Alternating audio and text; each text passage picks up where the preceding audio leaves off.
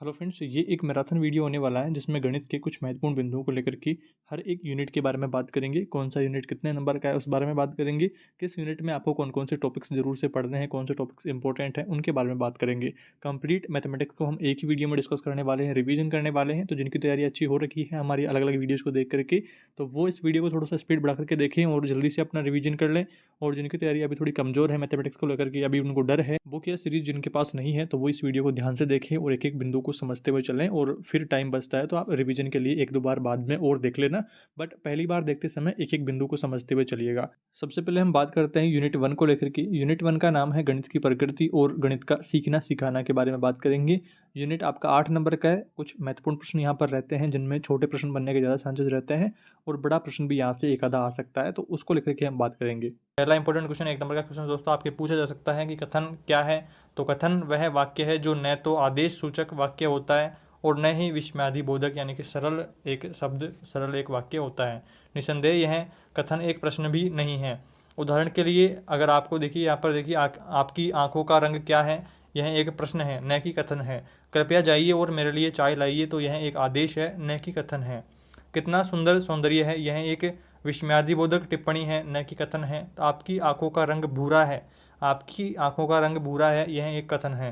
तो इस तरह से दोस्तों आपके 1 नंबर का क्वेश्चन यहाँ पे एमसीक्यू में पूछ सकता है कि आपको एक वाक्य दे दे और पूछे कि कौन सा वाक्य है, विस्मयादिबोधक है, प्रश्नवाचक है, या वाक्य सरल है, कथन है। तो इस तरह से आपको पूछ सकता है। तो आपको थोड़ा सा एग्जाम्पल्स और अपनी सीरीज या बुक में देख लेने हैं जिनसे आपको कोई भी डाउट ना रहे। आगे चलते हैं। सामान्यतः कथन निम्नलिखित प्रकार के होते हैं। तो पहला है सदैव सत्य, सदैव असत्य और संदिग्ध। सदैव सत्य यानी कि जिनको सभी सर्वव्यापी, जो सभी को लोग हैं जो सब सत्य मानते हों। नेक्स्ट यहाँ पर देखिए, सदैव असत्य यानी कि सभी जो लोग हैं सभी उसे असत्य माने, और संदिग्ध यानी कि आधे लोग उसे असत्य मानते हों और आधे कुछ उसे सत्य मानते हों, तो वो संदिग्ध में आता है। तो इस तरह से थोड़ा सा लैंग्वेज में आपको कैसे लिखना है। ऐसी दो स्थितियाँ होती हैं जिनसे कथन संदिग्ध बन जाता है। पहली स्थिति तो वह होती है जब हम यह निर्णय नहीं ले पाते कि कथन सदैव सत्य है या सदैव असत्य है। जब हम यह निर्णय नहीं ले पाते हैं कि कथन सत्य है या असत्य है, तो वो क्या हो जाता है, संदिग्ध हो जाता है। दूसरी स्थिति तब उत्पन्न होती है जब कथन व्यक्तिपरक होता है, अर्थात कुछ व्यक्तियों के लिए वह सत्य होता है और यह अन्य व्यक्तियों के लिए असत्य होता है। तो इस स्थिति में भी क्या हो जाता है कि कथन संदिग्ध बन जाता है। नेक्स्ट टॉपिक की ओर चलते हैं, प्रत्युदाहरण। प्रत्युदाहरण क्या होता है कि एक ऐसा प्रमाण होता है जिसकी सहायता से कथन को असत्य सिद्ध किया जाता है। कथनों पर कुछ प्रतिबंध लगा करके कथन को सत्य बना सकते हैं। जैसे उदाहरण के तौर पर हम यहाँ पर देखें, यदि एक चतुर्भुज की सभी भुजाएं बराबर हो तो वह एक वर्ग होता है। तो यह कथन जो है सत्य तो है, पर सदैव सत्य है ये हम नहीं कह सकते। तो इसको सदैव सत्य बनाने के लिए क्या करेंगे, एक प्रतिबंध लगाएंगे। प्रतिबंध क्या है, यहाँ पर देखिए, एक चतुर्भुज की सभी भुजाएं और सभी अंतःकोण बराबर हों। सभी अंतःकोण बराबर होंगे तो क्या हो जाएगा, वह एक वर्ग हो जाएगा। और यह सदैव सत्य तब हो गया क्योंकि यहाँ पर प्रतिबंध लगा दिया है कि सभी अंतःकोण बराबर हो। तो इस तरह से क्या हो गया कि सभी जो अंतःकोण बराबर होंगे तो वो क्या हो जाएगा, वर्ग हो जाएगा। तो इस तरह से आप उदाहरण से समझ गए हैं। नेक्स्ट टॉपिक की ओर चलते हैं। निगमिक तर्क क्या है। निगमनिक तर्क क्या है, तो इस प्रकार के तर्क को उसमें ज्ञात परिणामों, परिभाषाओं और निष्कर्षों के नियमों का प्रयोग किसी चीज़ को सिद्ध करने के लिए किया जाता है, निगमनिक तर्क कहलाता है। निगमनिक तर्क किसे कहेंगे कि ज्ञात परिणामों और परिभाषाओं और निष्कर्ष के नियमों का जो प्रयोग किसी चीज़ को सिद्ध करने के लिए करेंगे तो निगमनिक तर्क कहलाएगा। थोड़ा सा आपको इसमें एक दो बार पढ़ लेना है, एक दो बार वीडियो को रिपीट करके देख लेना है, जिससे अच्छे से आपको पूरा यूनिट कवर हो जाए। जैसे हम निम्नलिखित कथनों को स्वीकार करते हैं, सभी इंसान नश्वर हैं, राघव एक इंसान है। तो इससे क्या निष्कर्ष निकलेगा कि राघव जो है नश्वर है। सभी इंसान नश्वर हैं और राघव एक इंसान है, तो राघव क्या हुआ, नश्वर हो गया। तो इस तरह से हम इसका निष्कर्ष निकाल सकते हैं। तो क और ख से हम यह निष्कर्ष पर पहुंचने पर मजबूर हो गए कि राघव जो है नश्वर है। नेक्स्ट टॉपिक की ओर चले। हम यहाँ पर निगमनिक तर्क विधि में निम्नलिखित प्रक्रिया अपनाते हैं। तो प्रक्रिया क्या रहती है, पहला स्टेप यहाँ पर रहता है स्वीकार किए गए कथनों से प्रारंभ करना, यानी कि स्वयं सिद्ध या अभिग्रहित। नेक्स्ट है शर्तें निर्धारित करना। थर्ड है यहाँ पर तार्किक कारणों का उपयोग करना। फोर्थ है निष्कर्ष ज्ञात करना। इस तरह से आपको इन पॉइंट्स को भी ध्यान में रखना है। नेक्स्ट देखिए, गणित में परिभाषा क्या होती है। तो परिभाषा से हम क्या तात्पर्य लेंगे कि परिभाषा क्या करती है, उस प्रॉपर सेंटेंस को, प्रॉपर वाक्य का, प्रॉपर शब्द का हमें अर्थ समझने में सहायता करती है, अर्थ समझने का आधार होती है। तो यहाँ पर देखिए गणित की परिभाषा क्या होती है। तो गणित में परिभाषाएं महत्वपूर्ण भूमिका निभाती है, क्योंकि परिभाषाएं जो है अर्थ समझने का आधार होती है तथा अर्थ समझे बिना हम कुछ नहीं कर सकते। तो इस तरह से आप लैंग्वेज में भी ठीक से आप वीडियो को दोबारा से देख लेना एक बार, जिससे आप अच्छे से पूरा यूनिट आपको कवर हो जाए। नेक्स्ट देखिए यहाँ पे क्वाड्रा संख्याएं क्या होती है। क्वाड्रा संख्याएं जो चार क्रमागत संख्याओं के योग के रूप में लिखी जा सकती है, क्वाड्रा संख्याएं कहलाती हैं। ऐसी संख्याएं जो चार क्रमागत संख्याओं के योग में लिखी जा सकती है, यानी कि 4k + 6 में आप जिन्हें संख्याओं को लिख सकते हैं तो उनको क्वाड्रा संख्याएं कहती हैं। एग्जाम्पल यहाँ पर देख लेना है आपको, और डिटेल में ज़्यादा आपको नहीं पूछेगा, परिभाषा आपको पूछ सकता है। 1 नंबर का क्वेश्चन से आपको पूछ सकता है कि क्वाड्रा संख्या है या कौन सी संख्या है, पूर्ण संख्या है, कौन सी संख्या है। तो इस तरह से आगे की जो नेक्स्ट यूनिट हमारा होगा तो उसमें हम प्रॉपर सभी संख्याओं पर बात करेंगे, तो वहाँ पर थोड़ा सा इसमें के बारे में डिटेल में हम जान लेंगे।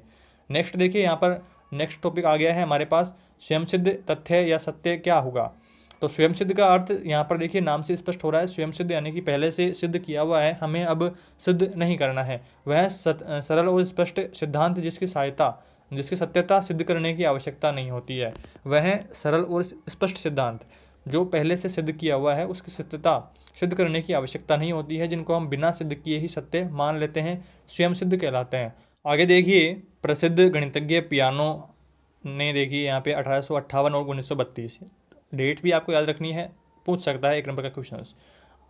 प्रसिद्ध गणितज्ञ पियानो ने गणित को कुछ आधारभूत स्वयंसिद्ध तथ्य दिए जो न्यूक्लिडीय कथनों से अधिक स्पष्ट हैं। यहाँ पर देखिए थोड़ा सा इनके बारे में जान लेते हैं। शून्य एक संख्या है, किसी भी संख्या के पश्चात एक दूसरी संख्या आती है, किसी भी संख्या के बाद दो संख्याएं इकट्ठी नहीं आ सकती, शून्य किसी भी संख्या के बाद आती है। तो इस तरह से जो ये पॉइंट्स हैं जो सदैव सत्य हैं। यहाँ पर देखिए नेक्स्ट टॉपिक की ओर चलते हैं। नेक्स्ट है हमारा कंजक्चर क्या है। तो कंजक्चर वह कथन है जिसे हम अपने गणितीय ज्ञान और अनुभव अर्थात गणितीय अंतर्ज्ञान के आधार पर सत्य मानते हैं। कंजक्चर या असत्य हो सकता है। साथ ही यदि हम इसे सिद्ध भी कर लें तो यह एक प्रमेय हो जाता है। प्रतिरूपों को देखने और बुद्धिमत्तापूर्वक गणितीय अनुमान लगाने के लिए गणितज्ञ प्राय कंजक्चर का प्रयोग करते हैं। नेक्स्ट यहाँ पर देखिए उदाहरण के तौर पर हम यहाँ पर देखें तो कोई भी 3 क्रमागत हम यहाँ पर संख्याएं विषम संख्याएं ले लेते हैं तो उन्हें जोड़ के देखते हैं। देखिए 1 3 5 को जोड़ा तो 9 गया, 3 5 7 को जोड़ा 15 हो गए, 5 7 9 को जोड़ा 21 हो गए। तो इन सभी का जो संख्याएं योग आ रहा है वो विषम संख्या आ रहा है और 3 का इनमें प्रॉपर भाग जा रहा है। तो हमें यहाँ पर डिस्कस क्या निकलता है कि क्या आप इन योगफलों को किसी प्रतिरूप का अनुमान लगा सकते हैं? हाँ, लगा सकते हैं। तो क्या कह सकते हैं कि 3 क्रमागत विषम संख्याओं का योग विषम संख्या होता है। तो ये सत्य हमारे सामने प्रकट हो गया है। नेक्स्ट यहाँ पर देखिए 3 क्रमागत विषम संख्याओं का जो योग है वो 3 से विभाज्य है। तो यहाँ पर सभी संख्याएं जो है विषम आ रही हैं जो कि 3 से विभाज्य हैं। नेक्स्ट टॉपिक की ओर चलते हैं। नेक्स्ट है हमारा प्रमाण गणितीय उत्पत्ति। तो गणितीय उत्पत्ति देखिए यहाँ पर वह प्रक्रम जो केवल तर्क संगत तर्कों के आधार पर गणितीय कथन की सत्यता स्थापित कर सकता है, उसे गणितीय उत्पत्ति कहा जाता है। उत्पत्ति गणितीय कथनों का एक उत्तरोत्तर अनुक्रम होती है। गणितीय उत्पत्ति का प्रत्येक कथन पहले से ज्ञात कथन प्रमेय से तार्किक रूप से निगमित किया जाता है। थोड़ी सी हार्ड परिभाषा है, बट फिर भी आप 1-2 बार वीडियो को देखेंगे तो आप अच्छे से समझ जाएंगे। नेक्स्ट यहाँ पर देखिए अभिग्रहित गणित का प्रत्येक क्षेत्र कुछ कथनों पर आधारित होता है। कुछ कथनों पर आधारित होता है, सभी जानते हैं, जिन्हें हम सत्य मान लेते हैं और उन्हें सिद्ध नहीं करते। ये स्वप्रमाणित सत्य हैं जिन्हें हम बिना उत्पत्ति के सत्य मान लेते हैं। इन कथनों को अभिग्रहित कहा जाता है। उदाहरण के लिए यूक्लिड का पहला अभिग्रहित है, यहाँ पर किसी एक बिंदु से दूसरे बिंदु तक गुजरती हुई एक सरल रेखा खींची जा सकती है। एक बिंदु से दूसरे बिंदु तक एक सरल रेखा खींची जा सकती है। तो इस तरह से उदाहरण से आप समझ लेंगे। और इनका तीसरा जो अभिग्रहित है, किसी भी एक बिंदु और एक त्रिज्या वाला एक और केवल एक ही वृत्त खींचा जा सकता है। एक बिंदु है और एक त्रिज्या है तो यहाँ पर एक ही वृत्त यहाँ पर खींचा जा सकता है। नेक्स्ट यहाँ पर देखिए उन्होंने इसे सत्य इसलिए मान लिया था क्योंकि हम प्रत्येक तथ्य को सिद्ध नहीं कर सकते और हमें कहीं ना कहीं से तो आरंभ करना ही पड़ता है। और कहीं ना कहीं से आरंभ करने के लिए हम क्या करते हैं, कुछ तथ्यों को सत्य मान लेते हैं। अभिग्रहितों का चुनाव करते समय निम्नलिखित बातों का ध्यान रखना चाहिए। तो कौन कौन सी बातें हैं आइए जानते हैं। पहला है यहाँ पर गणितीय संरचना में प्रयुक्त अभिग्रहित परस्पर पूर्ण रूप से स्वतंत्र होने चाहिए। नेक्स्ट है यहाँ पर अभिग्रहितों के अनुसार कोई कथन सत्य और असत्य दोनों सिद्ध नहीं किए जाने चाहिए। नेक्स्ट है अभिग्रहितों को कभी भी स्वयं सिद्ध सत्य के रूप में नहीं चुनना चाहिए। तो इन सभी बातों का आपको ध्यान रखना है। नेक्स्ट टॉपिक जो है हमारा इंपॉर्टेंट आइए उस पर चलते हैं। उच्च प्राथमिक कक्षाओं में गणित सीखने सिखाने के विभिन्न तरीके। उच्च प्राथमिक का अर्थ क्या हुआ? 8वीं तक। और अगर प्राथमिक यहाँ पर होता तो क्या होता? 5वीं तक। और अगर माध्यमिक होता तो 10वीं तक। और उच्च माध्यमिक यहाँ पर होता तो 12वीं तक। तो इन सभी बातों को आपको ध्यान रखना है कि कौन सी कक्षा के लिए क्या शब्द उपयोग में लेते हैं, तभी आप दोस्तों प्रॉपर वहाँ पर समझ पाएंगे कि कौन सी कक्षा की यहाँ पर बात हो रही है। तो उच्च प्राथमिक कक्षाओं में गणित सीखने सिखाने के विभिन्न तरीके, यानी कि 8वीं तक आपको गणित किस प्रकार से सिखाए जाते हैं, उन सभी तरीकों को यहाँ पर देखेंगे। तो सीखने सिखाने की सार्थक प्रक्रिया में प्रत्येक बालक की हर समय सक्रिय भागीदारी रहती है। कुछ भी हम सीखते हैं तो हमारी सक्रिय भागीदारी रहती है। आप जब अभी ये वीडियो देख रहे हो तो आपकी भी सक्रिय भागीदारी है, आपको भी कुछ सीखना है, इसलिए आप इस वीडियो को देख रहे हो। तो साथ ही साथ शिक्षक यह जानता है बच्चों को शिक्षक द्वारा नहीं सिखाया जा सकता। बच्चे जो भी सीखते हैं वह स्वयं अपनी गति से सीखते हैं, अपने वातावरण से सीखते हैं, पूर्व ज्ञान के आधार पर सीखते हैं।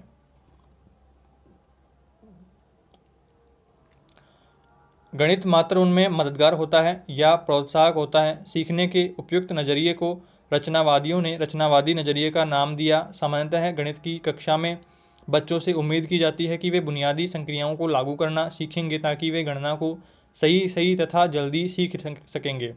इसके बाद उम्मीद की जाती है कि वे इन संक्रियाओं से संबंधित इबारती सवाल हल कर सकेंगे। तरीका यह होता है कि सबसे पहले शिक्षक एक खास किस्म के सवाल को हल करने का तरीका समझाते हैं। उसके बाद वह बच्चों को उसी किस्म के कई सवाल उसी तरह से हल करने को देते हैं। यानी सवाल हल करने का अर्थ यह हो जाता है कि शिक्षक की बात सुनो, चंद हल तथा गणितीय तथ्य याद कर लो और फिर उन्हें उपयुक्त ढंग से हल करवा लो।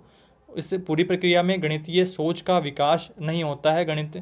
गणना के मूल कौशल का विकास हासिल करना निश्चित रूप से जरूरी है, किंतु अभ्यास कर करके सीखना या रटकर सीखना नहीं। इस प्रक्रिया में गणित की अवधारणाएं नहीं सीख सकते हैं। यहाँ पर देखिए उदाहरण से हम समझें तो मान लीजिए कि हम कोई भिन्न का प्रश्न बच्चों को पढ़ा रहे हैं, तो भिन्न के एक टाइप के क्वेश्चन हम यहाँ पर बच्चों को सिखा देंगे तो उससे रिलेटेड जितने भी क्वेश्चन होंगे, उसके जैसे जितने भी क्वेश्चन होंगे वो बच्चे आराम से सोल्व कर लेंगे, क्योंकि हमने पीछे उनको समझा दिया है उससे जैसा क्वेश्चन। तो इस तरह से आप समझ गए हैं। नेक्स्ट देखिए गतिविधि टॉपिक है हमारा। गतिविधि से भी दोस्तों काफ़ी बार क्वेश्चन पूछा है कि गतिविधि में कुछ ऐसा आपको थीम दे देगा, उस पर आपको गतिविधि करवाएगा। तो आपको थोड़ा सा एग्जाम्पल के तौर पर इसको देख लेना है कि अध्यापक ने कक्षा को छोटे छोटे समूहों में बांटा। एक समूह को वॉलीबॉल का मैदान, दूसरे समूह को प्रार्थना स्थल इत्यादि का निर्धारण करते हुए निर्देश दिया कि प्रत्येक समूह को पता लगाना है कि निर्धारित स्थान पर तार की बाड़ लगाने के लिए कितने लंबे तार की आवश्यकता होगी। जब सारे बच्चों ने चर्चा कर ली तब शिक्षक ने पूछा कि आपने मैदान को कैसे नापा। एक समूह ने कहा हमने नापने के लिए एक इकाई की आवश्यकता थी, अतः हमने हमारे हाथ का उपयोग किया। दूसरे छात्र ने कहा हमने कदम का उपयोग किया। तीसरे समूह ने कहा हमने एक डंडे को इकाई बनाया और इस आधार पर हमने जो मैदान है उसको नाप लिया। नेक्स्ट यहाँ पर देखिए, इस प्रकार से जवाब सुनकर शिक्षक ने उन्हें फिर पूछा कि क्या आपके समूह में सारे बच्चों ने एक नाप एक जैसे आए हैं। तब छात्रों को लगा कि हमें एक मानक नाप की आवश्यकता होगी, ज़रूरत होगी। फिर सभी समूहों ने उस डंडे के नाप को मानक नाप मान लिया। अधिक चर्चा कर वे एक मानक नाप फिट पर आए और लंबाई का पता कर लिया। ये कुछ महत्वपूर्ण बिंदु आपको इकाई 1 में ध्यान रखना है। और अब हम बात करते हैं इकाई 2 के बारे में। इकाई 2 12 नंबर का यूनिट है और इसमें कुछ महत्वपूर्ण बिंदु आइए हम डिस्कस करते हैं। संख्याओं के बारे में इसमें बात करी गई है, तो वो आपको ध्यान से पढ़ना है। इकाई सेकंड है नाम है संख्याएं एवं संख्या पद्धतियां। पहला जिसका इंपॉर्टेंट यहाँ पर डिवाइडेड करते हैं, कुछ इंपॉर्टेंट संख्याओं के बारे में पढ़ेंगे कि पहली जो संख्या है प्राकृत संख्या। तो प्राकृत संख्या की डेफिनेशन हम यहाँ पर देख लेते हैं कि गिनती के लिए जिन संख्याओं का उपयोग किया जाता है उन्हें प्राकृत संख्याएं कहते हैं, जिन्हें अंग्रेजी में नेचुरल नंबर कहते हैं। इनके समूहों को n से दर्शाया जाता है, अतः n = 1 2 3 4 5 6 7 अनंत तक।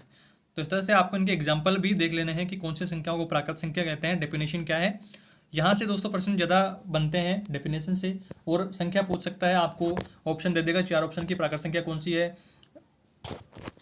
तो इस तरह से आपको थोड़ा सा ध्यान में रखना है। किसी भी प्राकृत संख्या में एक जोड़कर उससे अगली प्राकृत संख्या प्राप्त की जा सकती है। और जैसे उदाहरण देख लीजिए, 500 में एक जोड़ देंगे 501, 1 लाख, 10 लाख में एक जोड़ देंगे 10 लाख 1। तो इस तरह से आप अगली जो है प्राकृत संख्या पता कर लेंगे एक जोड़ करके। इस प्रकार बड़ी प्राकृत संख्या ज्ञात नहीं किया जा सकता है, सबसे बड़ी प्राकृत संख्या ज्ञात नहीं किया जा सकता है क्योंकि अनंत तक होती है। अब देखिए यहाँ पर मेन जो इंपॉर्टेंट पॉइंट आता है प्राकृत संख्या से ही रिलेटेड है। कितने अंकों की, देखिए 1 अंकों की सबसे बड़ी संख्या और सबसे छोटी संख्या यहाँ पर देखेंगे। अब देखिए यहाँ पर 1 अंक की सबसे छोटी संख्या है 1 और सबसे बड़ी संख्या है 9। 2 अंक की सबसे छोटी संख्या है 10, सबसे बड़ी है 99। 3 अंकों की सबसे छोटी संख्या है 100 और सबसे बड़ी है 999। 4 अंकों की है 1000 और सबसे बड़ी है 9999। 5 अंकों की संख्या है 10,000 और सबसे बड़ी संख्या है 5 अंकों की 99,999।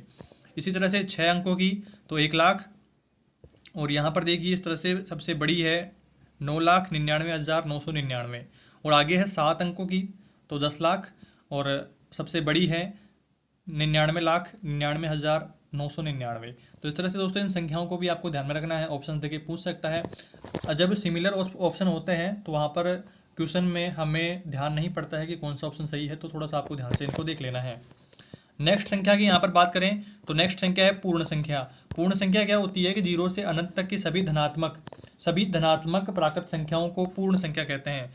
पूर्ण संख्या को अंग्रेजी में वोल नंबर कहते हैं, ये भी आपको ध्यान में रखना है। वोल नंबर यहाँ पर देखिए एग्जाम्पल के तौर पर आप देख सकते हैं कि 0 से स्टार्ट होगी और अनंत तक जाएगी। किन्हीं दो पूर्ण संख्याओं को जोड़ने या गुणा करने पर भी एक पूर्ण संख्या ही प्राप्त होती है, जैसे 4 + 5 9 होगी, 6 × 9 55। तो इस तरह से हम पूर्ण संख्या प्राप्त कर लेंगे। नेक्स्ट है पूर्णांक संख्या। तो पूर्णांक संख्या में देखिए यदि पूर्ण संख्याओं में ऋणात्मक को शामिल कर लिया जाए तो पूर्णांक संख्या कहलाती है, यानी कि प्लस की भी होती है और माइनस की भी होती है। ऋणात्मक और धनात्मक संख्या या संख्याओं के समूह को पूर्णांक संख्या कहते हैं। पूर्णांक संख्या को अंग्रेजी में इंटीजर्स नंबर कहते हैं। उदाहरण के तौर पर आप देख सकते हैं माइनस की भी है, प्लस की भी है और 0 भी है। तो पूर्णांक संख्या 3 प्रकार की होती है, धनात्मक पूर्णांक, शून्य, ऋणात्मक पूर्णांक। तो ये बात आपको थोड़ा सा ध्यान में रखनी है। नेक्स्ट यहाँ पर चौथा नंबर है सम संख्या का। तो वे संख्याएं जो 2 से पूर्णतः विभाजित हो जाती है सम संख्या कहलाती है। सम संख्या को अंग्रेजी में एवन नंबर्स कहते हैं। उदाहरण के तौर पर 2 4 6 8 अनंत तक। तो जिन संख्याओं में 2 का पूर्णतः विभाजित होती है 2 से, तो वो होती है सम संख्या। विषम संख्या भी आप इससे थोड़ा सा सिमिलर ले लेंगे जिनमें 2 का भाग नहीं जाता है। तो यहाँ पर देखिए कुछ प्रॉपर्टीज है। शून्य एक सम संख्या होती है। सम और विषम संख्याओं का योगफल सदैव विषम संख्या होता है। सम और विषम संख्याओं का योगफल सदैव विषम संख्या होता है। नेक्स्ट है यहाँ पर सम और विषम संख्याओं का गुणनफल सदैव सम संख्या प्राप्त होता है। तो इन प्रॉपर्टीज को आपको ध्यान में रखना है, सीधा आपके प्रश्न पूछ सकता है। नेक्स्ट है पांचवा यहाँ पर विषम संख्या। विषम संख्या आप थोड़ा सा दिमाग वहाँ पर लगा लिए होंगे जब आपने सम संख्या पढ़ी। जिन संख्याओं में वे संख्याएं जो 2 से पूर्णतः विभाजित नहीं होती विषम संख्या कहलाती है। विषम संख्या को अंग्रेजी में ओड नंबर कहते हैं, 1 3 5 7 अनंत तक। 2 विषम संख्याओं का योगफल सदैव सम होता है। 2 विषम संख्याओं का गुणनफल सदैव विषम होता है। तो इन प्रॉपर्टीज को आपको ध्यान में रखना है। छठे नंबर पर आ जाता है परिमेय संख्याएं। परिमेय संख्याएं हमने पढ़ी है कि परिमेय संख्या वे संख्या होती है जिन्हें हम p/q के रूप में लिख सकते हैं, या हम ऐसा कह सकते हैं कि जो संख्याएं अंश एवं हर के रूप में लिखी जा सके वे सभी संख्याएं परिमेय संख्या होती है।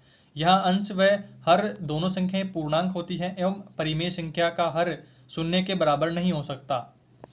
धनात्मक परिमेय के लिए 2/3, 2/5, -5/-7 आदि हो सकते हैं और ऋणात्मक परिमेय संख्या -5/7, 5/-7, -2/3 इत्यादि यहाँ पर हो सकते हैं। नेक्स्ट आ जाता है 7वें नंबर पर अपरिमेय संख्याएं। तो वे संख्याएं जिन्हें हम p/q के रूप में व्यक्त नहीं कर सकते, अर्थात ऐसी संख्याएं जो परिमेय नहीं है। अपरिमेय संख्या कहलाती हैं जिन्हें भिन्न के रूप में दर्शाया नहीं जा सकता और इन्हें पूर्णांक के अनुपात के रूप में व्यक्त नहीं किया जा सकता। उदाहरण के तौर पर √2, √3, √5, √7, √8 इस तरह से आप एग्जाम्पल्स देख सकें। पाई भी यहाँ पर आता है। तो पाई का मान 3.14 पॉइंट ऐसे चलता रहता है, पूरा कंप्लीट प्रॉपर मान यहाँ पर नहीं आता। और ई यानी कि यूलर संख्या का मान भी नहीं आता है और गोल्डन अनुपात का मान भी कंप्लीट नहीं आता है। तो ये सभी जो है अपरिमेय संख्याएं होती है। नेक्स्ट है फ्रेंड्स यहाँ पर 8वें नंबर पर भाज्य संख्याएं। तो वे सभी धनात्मक पूर्णांक संख्याएं, धनात्मक कहा है यहाँ पर आपको थोड़ा सा ध्यान में देखना है कि धनात्मक पूर्णांक संख्याएं जो एक और स्वयं के अलावा किसी अन्य संख्या से भी विभाजित हो भाज्य संख्या कहलाती है। तो यहाँ पर उदाहरण आप देख सकते हैं 4 6 8 10 9 12 14 15 16 इत्यादि। तो ये सभी जो संख्याएं हैं वो एक और स्वयं के अलावा किसी अन्य संख्या से भी विभाजित होती है। भाज्य संख्याएं कभी भी ऋणात्मक नहीं हो सकती है। सबसे छोटी भाज्य संख्या 4 है। ये भी आपको ध्यान में रखना है कि सबसे छोटी भाज्य संख्या 4 है। 4 में देखिए 1 का भाग जाता है, 4 का जाता है, 2 का जाता है। तो इस तरह से इसमें 1 और स्वयं के अलावा भी भाग जाता है, तो ये भाज्य संख्या है। समभाज्य संख्या 4, 6, 8, 12, 14, 16 आदि। विषम भाज्य संख्याएं 9, 15, 21, 25, 27 इत्यादि, है ना। तो ये आपको थोड़ा सा देख लेना है। नेक्स्ट है यहाँ पर अभाज्य संख्याएं। वे संख्याएं जो एक और स्वयं के अलावा अन्य किसी संख्या से पूरी पूरी विभाजित नहीं होती है, कंप्लीट जिनमें भाग नहीं जाता है, उन संख्याओं को अभाज्य संख्या कहते हैं, जिनके केवल 2 ही गुणनखंड हों। उदाहरण के तौर पर 2, 5, 7, 11, 13, 17, 23। यहाँ पर देखिए इन सभी संख्याओं में एक और स्वयं के अलावा किसी अन्य संख्या से ये संख्याएं जो है विभाजित नहीं होती है, तो ये सभी जो है अभाज्य संख्याएं हैं। और सबसे छोटी अभाज्य संख्या है 2। तो ये भी आपको थोड़ा सा ध्यान में रख लेना है। नेक्स्ट हमारे आ जाता है सह अभाज्य संख्याएं। ऐसी संख्याओं के जोड़े जिनके गुणनखंडों में एक के अतिरिक्त कोई भी उभयनिष्ठ गुणनखंड न हो, उन्हें सह अभाज्य संख्याएं कहते हैं। उदाहरण के तौर पर 2, 3, 3, 4, 5, 6, 14, 15। जैसे 2, 3 कम से कम 2 अभाज्य संख्याओं 2 गुणा 1 इज इक्वल टू 2 का ऐसा समूह है जिसमें HCF 1 हो, तो 3 गुणा 1 का 3। यहाँ पर देखिए नेक्स्ट हमारे सामने आ जाता है वास्तविक संख्याएं। वास्तविक संख्याओं में देखिए परिमेय संख्याएं और अपरिमेय संख्याओं के समूह को सम्मिलित रूप से वास्तविक संख्या के नाम से जाना जाता है। यानी कि वहाँ पर परिमेय संख्याएं भी होंगी और अपरिमेय संख्याएं भी जहाँ पर होंगी, तो उसे क्या कहेंगे, वास्तविक संख्याएं। उदाहरण के तौर पर 7/12, 3/11, 124 इत्यादि। अब नेक्स्ट हमारे आ जाता है पद्धतियों में पूर्ण संख्या के गुणधर्म। इंग्लिश में भी आप देख सकते हैं वोल नंबर प्रॉपर्टीज। तो पहला है यहाँ पर पूर्ण संख्या या समवर्त संख्या। तो पहली है पूर्ण संख्या योग तथा गुणन के अंतर्गत समवर्त होती है, अर्थात किन्हीं 2 पूर्ण संख्याओं को जोड़ने या गुणा करने पर प्राप्त परिणाम भी एक पूर्ण संख्या होगी। उदाहरण के तौर पर 4 + 5 = 9 और 6 × 9 = 54। 9 और 54 जो है पूर्ण संख्याएं हैं। नेक्स्ट है योग का क्रम विनिमय नियम। तो पूर्ण संख्याएं योग में क्रम विनिमय नियम का पालन करती है, अर्थात किन्हीं 2 या 2 से अधिक पूर्ण संख्याओं को किसी भी क्रम में जोड़ने पर एक समान उत्तर ही प्राप्त होता है। उदाहरण के तौर पर 1 + 3 + 4 + 6 = 14, 6 + 4 + 1 + 3 = 14, यानी कि किसी क्रम में जोड़ेंगे हम तो वो एक समान उत्तर ही प्राप्त होगा। नेक्स्ट है यहाँ पर गुणन का क्रम विनिमय नियम। तो पूर्ण संख्याएं गुणन में क्रम विनिमय नियम का पालन करती है, अर्थात किन्हीं 2 या 2 से अधिक पूर्ण संख्याओं को किसी भी क्रम में गुणा करने पर एक समान उत्तर प्राप्त होता है। यानी कि आगे पीछे कर दो या पीछे आगे किसी भी कर दो, 3 × 4 कर दो या 4 × 3 कर दो, 12 ही आएंगे। नेक्स्ट है योग का साहचर्य नियम। सभी पूर्ण संख्याएं योग में साहचर्य नियम का पालन करती है, यानी कि 3 + 4 + 5 = 4 + 5 + 3। कैसे भी आप कर देंगे, जोड़ कैसे भी करेंगे तो वो बराबर ही होगा। आगे पीछे करेंगे तो जोड़ने में कोई प्रॉब्लम नहीं होगी। पूर्ण संख्या के युग्मों को जोड़ने पर प्राप्त फल समान प्राप्त होता है। नेक्स्ट है यहाँ पर गुणन का साहचर्य नियम। सभी पूर्ण संख्याएं गुणन में साहचर्य नियम का पालन करती है। उदाहरण के तौर पर 2 × 3 × 5 = 5 × 3 × 2। तो आप किसी भी क्रम में इन्हें गुणा करेंगे तो बराबर मान ही प्राप्त होगा। LHS = RHS यहाँ पर हमारे को प्राप्त होगा, क्योंकि देखिए गुणा में जो है कोई भी संख्या को पहले गुणा कर लीजिए, बाद में गुणा कर दीजिए, कोई फर्क नहीं यहाँ पर नहीं पड़ेगा। तो पूर्ण संख्या के युग्मों को गुणा करने पर गुणनफल समान ही प्राप्त होता है। नेक्स्ट है यहाँ पर योग और गुणन का वितरण गुण। बड़े आंकड़ों वाले पूर्ण संख्या को योग और गुणन का प्रयोग कर उसे सरल किया जाता है। थोड़ी हार्ड लैंग्वेज है, उदाहरण से समझते हैं। यहाँ पर 5 × 25, इसे गुणा करने में थोड़ा वक्त लग सकता है, पर इसे 5 × 20 + 5 = 5 × 20 + 5 × 5 = 125। इस प्रकार से आसानी से हल किया जा सकता है। तो ये एग्जाम्पल आपको बेनिफिट होगा कुछ बड़ी कैलकुलेशन करने में। 126 × 55 + 126 × 45, इसको सोल्व करने के लिए क्या करेंगे, 126 × 55 + 45 कर देंगे और 126 × 100 हो जाएगा यहाँ पर। यानी कि 126 यहाँ पर कॉमन ले लिया और 55 और 45 को जोड़ दिया, तो 12,600 यहाँ पर आंसर आ गया। तो इस तरह से आपको थोड़ा सा ध्यान से देख लेना है। वैसे तो आपको सबको आता है, नॉर्मल सी चीज़ें सारी। नेक्स्ट है यहाँ पर योग और गुणन का तत्समक अवयव। तो शून्य को पूर्ण संख्या का योज्य तत्समक कहा जाता है। उदाहरण के तौर पर 0 + 5 = 5, 2525 + 0 = 2525, सेम आएगा, जीरो से कोई फर्क यहाँ पर नहीं पड़ेगा। एक को पूर्ण संख्या का गुणात्मक तत्समक कहा जाता है। उदाहरण के तौर पर 1 × 25 = 25 रहेंगे, 1 × 96 तो 96 रहेंगे। तो इन प्रॉपर्टीज़ को भी आपको थोड़ा सा ध्यान में रखना है। अभाज्य संख्याओं की बात कर लेते हैं अब। तो 1 से 10 तक की अभाज्य संख्याएं हैं 2, 3, 5, 7। 11 से 20 तक की अभाज्य संख्याएं हैं 11, 13, 17, 19। 21 से 30 तक है 23, 19। 31 से 40 तक है 31 और 37। 41 से 50 तक है 41, 43 और 47। 51 से 60 तक है 53, 59। 61 से 70 तक है 61 और 67। 71 से 80 तक है 71, 73 और 79। 81 से 90 तक है 83 और 89। 91 से 100 तक है 97। तो इस तरह से आपको इनको भी थोड़ा सा ध्यान में रखना है, ऑप्शनल क्वेश्चन यहाँ पर पूछ सकता है। अब बात कर लेते हैं पूर्णांक संख्याओं के गुणधर्म की।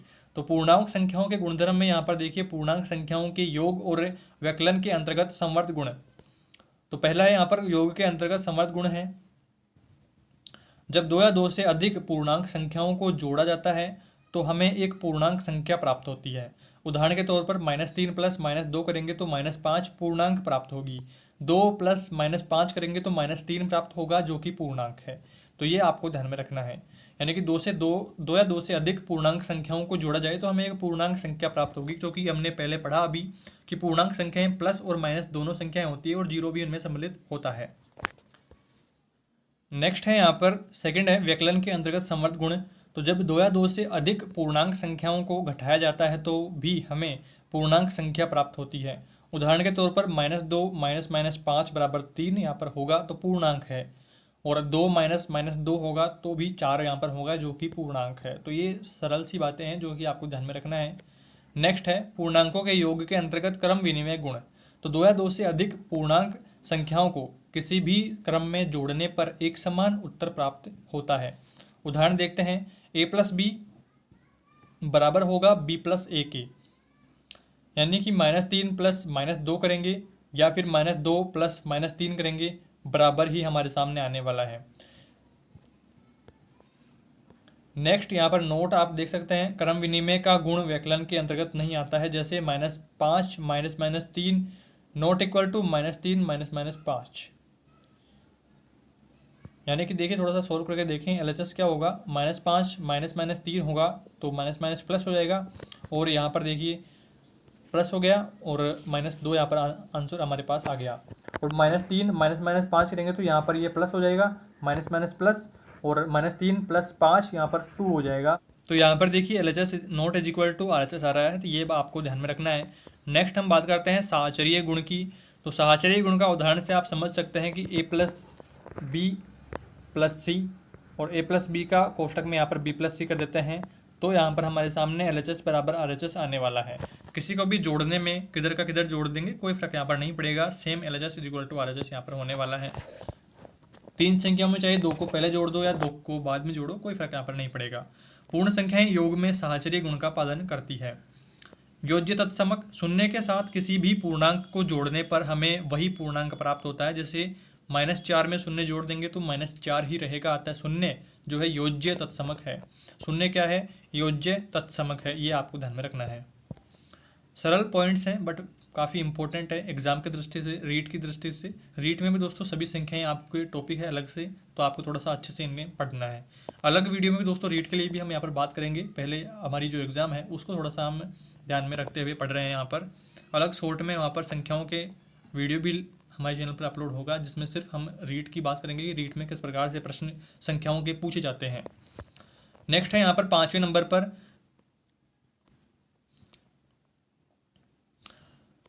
गुणन के अंतर्गत संवर्त गुण। तो जब 2 या 2 से अधिक पूर्णांकों को गुणा किया जाता है तो हल भी हमें पूर्णांक ही प्राप्त होता है। जैसे उदाहरण के तौर पर -3 × -25 होता है तो 75 पूर्णांक प्राप्त हुआ। 20 × -3 होता है तो -60, जो कि पूर्णांक है। पूर्णांक क्या होता है, प्लस और माइनस की संख्याएं, और उनमें शून्य भी सम्मिलित होता है, तो इन सभी संख्याओं को पूर्णांक कहते हैं। तो यह आपको थोड़ा सा ध्यान में रखना है। नेक्स्ट है गुणन की क्रम विनिमयता का गुण। दो या दो से अधिक पूर्णांक संख्याओं को किसी भी क्रम में गुणा करने पर एक समान उत्तर आता है, यानी कि पहले किसी को कर लो, बाद में किसको कर दो गुणा, चाहे 20 को पहले 3 से गुणा कर दो या 3 को 20 से गुणा कर दो, कोई फर्क यहाँ पर नहीं पड़ने वाला है। LHS is equal to RHS आएगा। नेक्स्ट है यहाँ पर गुणन का साहचर्य गुण। तो पूर्णांक संख्याएं गुणन में साहचर्य गुण का पालन करती है। उदाहरण के तौर पर यहाँ पर देखिए -5 गुणा -5 यहाँ पर कर दिया है और दोनों को कोष्टक में बंद करके और 4 से गुणा कर देंगे, या फिर -5 को बाहर ले लेते हैं और -4 को और 4 को और -5 को गुणा करेंगे, तो भी हमारे सामने LHS is equal to RHS आने वाला है। क्योंकि दो माइनस हैं तो दोनों माइनस से माइनस कैंसिल हो जाएगा और सारी संख्या जो है प्लस में आ जाएगी। और गुणा चाहे हम किसी भी संख्या को पहले करें या बाद में करें, एक ही मान हमारे सामने आने वाला है, यानी कि LHS is equal to RHS होने वाला है। नेक्स्ट है यहाँ पर 8वां, योग और गुणन का वितरण गुण। बड़े आंकड़ों वाले पूर्णांक संख्याओं के योग और गुणन को वितरण गुण द्वारा सरल किया जा सकता है। उदाहरण के तौर पर हम यहाँ पर समझें तो -2 गुणा 4 प्लस में 4 गुणा -2 इज इक्वल टू 4 गुणा -2 प्लस में यहाँ पर जोड़ देंगे, तो हमारे सामने जो है मान यहाँ पर देखिए LHS को पहले सोल्व करते हैं। तो -2 गुणा 4 प्लस 4 गुणा -2 तो -8 और प्लस -8 तो -8 हो गया, तो माइनस का 16 यहाँ पर आ जाएगा। और नेक्स्ट यहाँ पर RHS हम देखें तो 4 गुणा -2 प्लस -2 है, तो -2 प्लस -2 माइनस का 4 हो जाएगा, और 4 से गुणा कर देंगे तो 4 चौक 16 माइनस का यहाँ पर आ जाएगा, यानी कि LHS is equal to RHS आपके सामने होने वाला है। नेक्स्ट है यहाँ पर गुणात्मक तत्समक। पूर्ण संख्याओं की भांति पूर्णांकों का भी गुणन तत्समक 1 है। उदाहरण के तौर पर -4 गुणा 1 इज इक्वल टू -4। पूर्णांकों के विभाजन का गुण। किसी भी पूर्णांक को 1 से भाग देने पर हमें वह पूर्ण संख्या प्राप्त होती है। नोट यहाँ पर देख लीजिए कि पूर्णांकों को 1 से जोड़ने, गुणा करने या भाग देने पर हमें पूर्णांक संख्या ही प्राप्त होती है, जो कि हमने अभी पीछे उदाहरणों में देखा। नेक्स्ट अब बात करते हैं परिमेय संख्या की। Properties of rational numbers. योग के अंतर्गत संवर्त गुण क्या है कि जब 2 या 2 से अधिक परिमेय संख्याओं को जोड़ा जाता है तो एक परिमेय संख्या ही प्राप्त होती है। A इज इक्वल टू 2/3 और B इज इक्वल टू 4/3, यानी कि 2/3 और 4/3 को जोड़ेंगे तो हमारे सामने परिमेय संख्या ही आएगी।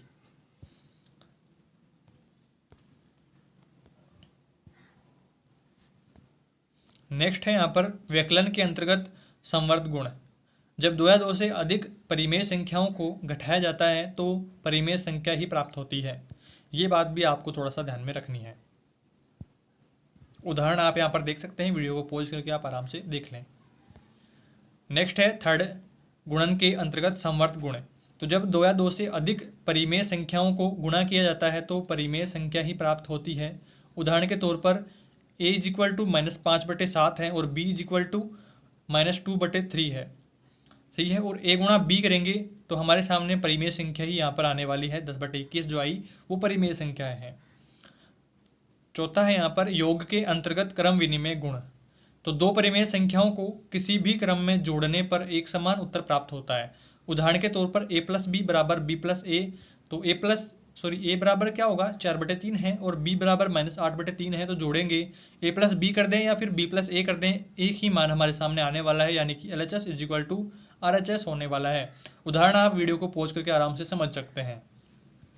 नेक्स्ट हम यहाँ पर चले बात करें तो गुणन के अंतर्गत क्रम विनिमय गुण। दो परिमेय संख्याओं को किसी भी क्रम में गुणा करने पर एक समान उत्तर प्राप्त होता है। उदाहरण के तौर पर A × B और बराबर में होगा B × A, यानी कि चाहे A को B से गुणा कर लो पहले या B को बाद में A से गुणा करो, कोई फर्क यहाँ पर नहीं पड़ेगा, सेम उत्तर हमारे सामने आने वाला है, यानी कि LHS is equal to RHS यहाँ पर रहने वाला है।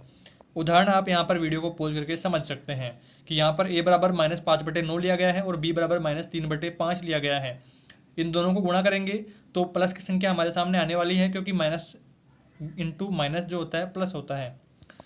और RHS में भी सेम प्रोसेस यहाँ पर होने वाली है, तो LHS is equal to RHS हमारे सामने आ जाएगा।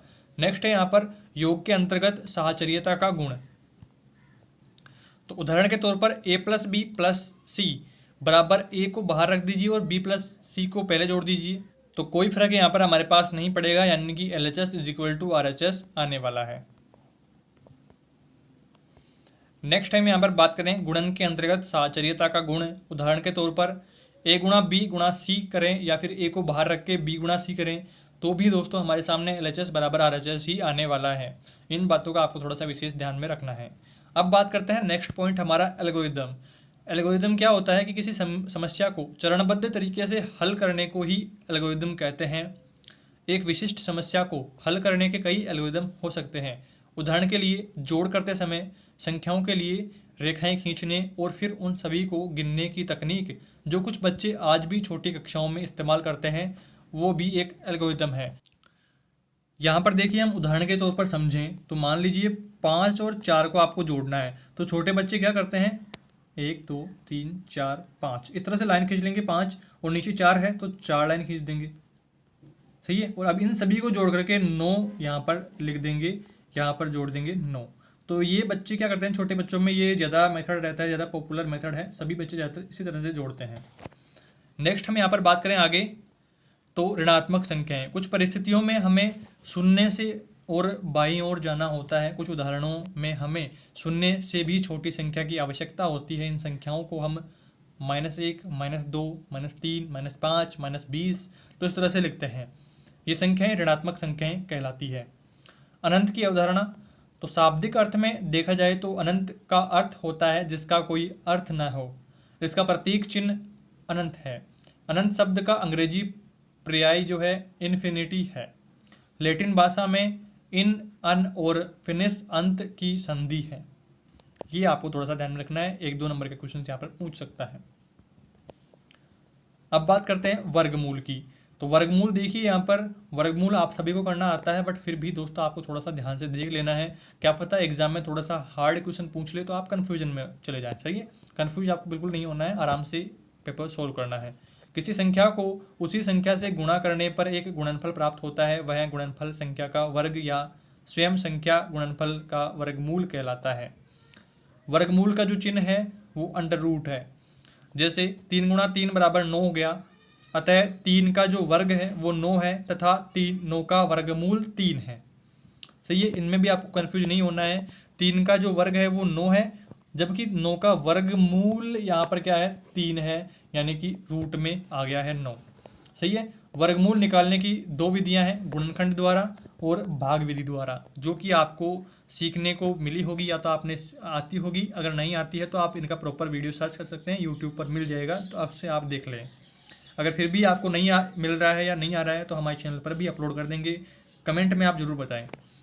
नेक्स्ट यहाँ पर बात करें घनमूल की। तो किसी संख्या को उसी संख्या से 2 बार गुणा करने पर एक गुणनफल प्राप्त होता है तो वो क्या होता है घन, तथा स्वयं संख्या गुणनफल का घनमूल कहलाती है। घनमूल का जो चिन्ह है वो अंडर रूट में यहाँ पर ऊपर 3 लगा हुआ होता है, यानी कि रूट लिख देंगे और फिर यहाँ पर 3 भी लगा हुआ होगा, तो ये क्या है घनमूल। जैसे उदाहरण के तौर पर 3 को 3 बार खुद से गुणा करेंगे तो 27 यहाँ पर आएगा। तो 27 3 का घन क्या है 27 है, जबकि 27 का घनमूल है 3। तो ये कुछ महत्वपूर्ण बिंदु आपको सेकेंड यूनिट में ध्यान रखना है। और अब बात करते हैं यूनिट 3 के बारे में। थर्ड यूनिट भी दोस्तों आपके 12 नंबर का यूनिट है, तो जाहिर सी बात है कि यहाँ से दोस्तों मल्टीपल चॉइस क्वेश्चंस भी बन सकते हैं, बड़े यानी कि निबंधात्मक प्रश्न भी मल्टीपल क्वेश्चंस आपको सोल्व करवा सकते हैं। तो पूरा दोस्तों हम कंप्लीटली डिटेल में यहाँ पर डिस्कस करेंगे। तो आइए शुरू करते हैं। पहले देखिए ज्यामिति का इतिहास क्या है, थोड़ा सा हम थ्योरीज की पढ़ लेते हैं। थ्योरी में देखिए जब ज्यामिति यूनानी भाषा के शब्दों जियो और मेट्रीन से मिलकर बना है। जियो का अर्थ है पृथ्वी या भूमि और मेट्रीन का अर्थ है मापना, यानी कि पृथ्वी या भूमि को मापना। तो ज्यामिति का उद्गम जो है भूमि मापने की आवश्यकता से हुआ। तो इस तरह से हम इसका भावार्थ निकाल सकते हैं। उदाहरण के तौर पर जब नील नदी में बाढ़ आ जाती थी तो ऐसे खेतों के बीच की परिसीमाओं को बहा ले जाती थी, जिन्हें पुनः बनाने के लिए मिस्रवासियों ने अनेक ज्यामितीय तकनीकें और नियम विकसित किए।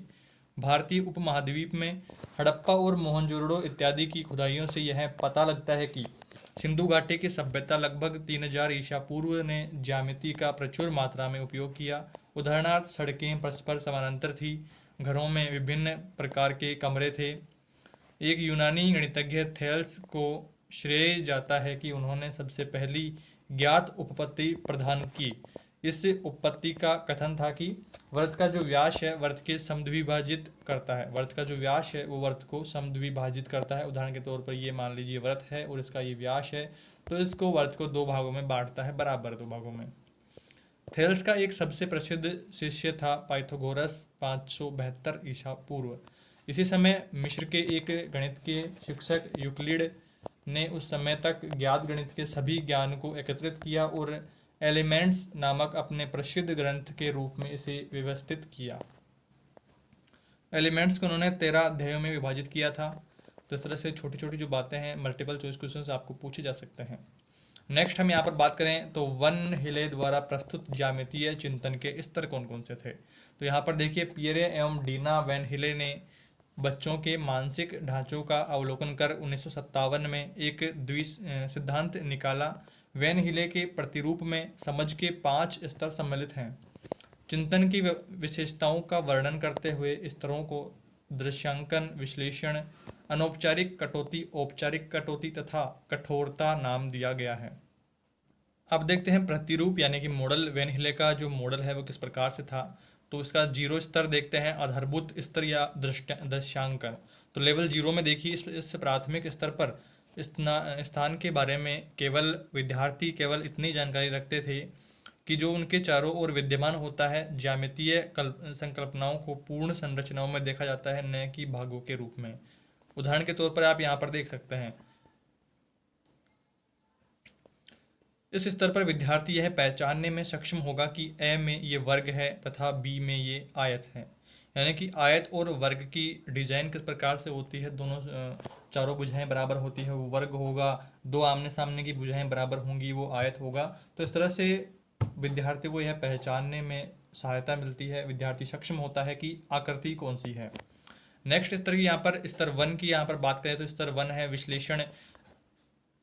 स्तर 1 पर ज्यामितीय संकल्पनाओं का विश्लेषण प्रारंभ होता है। उदाहरण के लिए अन्वेषण तथा प्रयोग द्वारा विद्यार्थी आकृतियों की विशेषताओं को पहचानना प्रारंभ कर देते हैं। अभी हमने देखा वर्ग और आयत, तो वर्ग और आयत की विशेषताएं क्या क्या है उनको वह लेवल 1 में पहचानना सीखेगा। नेक्स्ट हम यहाँ पर बात करें औपचारिक कटौती। तो औपचारिक कटौती में देखिए इस स्तर पर विद्यार्थी आकृतियों के भीतर तथा आकृतियों में परस्पर एक वर्ग एक आयत होता है, जबकि इनमें एक आयत के सभी गुण विद्यमान होते हैं। दोनों तरह के गुणों में कटौती करके आकृतियों की श्रेणियों को पहचान सकते हैं। तो इस तरह से आप स्तर 2 में लिखेंगे। नेक्स्ट है स्तर 3 कटौती। तो इस स्तर पर एक व्यक्ति परमाणु की भूमिका को केवल स्मरण ही नहीं करता बल्कि उनकी रचना भी करता है। एक से अधिक तरीकों से परमाणुओं के विकास की संभावना देखी जा सकती है। एक कथन तथा उसकी समझ के बीच अंतर भी किया जा सकता है। नेक्स्ट हम यहाँ पर बात करें चौथा है कठोरता। तो इस स्तर पर सीखने वाला विभिन्न तरीकों से सिद्धांत प्रणालियों में कार्य कर सकता है, जैसे गैर यूक्लिडियन ज्यामितियों का अध्ययन कर सकता है तथा विभिन्न प्रणालियों में तुलना कर सकता है। आगे हम यहाँ पर बात करें तो टेनग्राम क्या होता है। तो टेनग्राम एक बहुत पुरानी चीनी पहेली है जिसमें 7 ज्यामितीय आकृतियाँ होती हैं जिन्हें भिन्न भिन्न तरह से जोड़कर विभिन्न आकृति बनाई जाती है।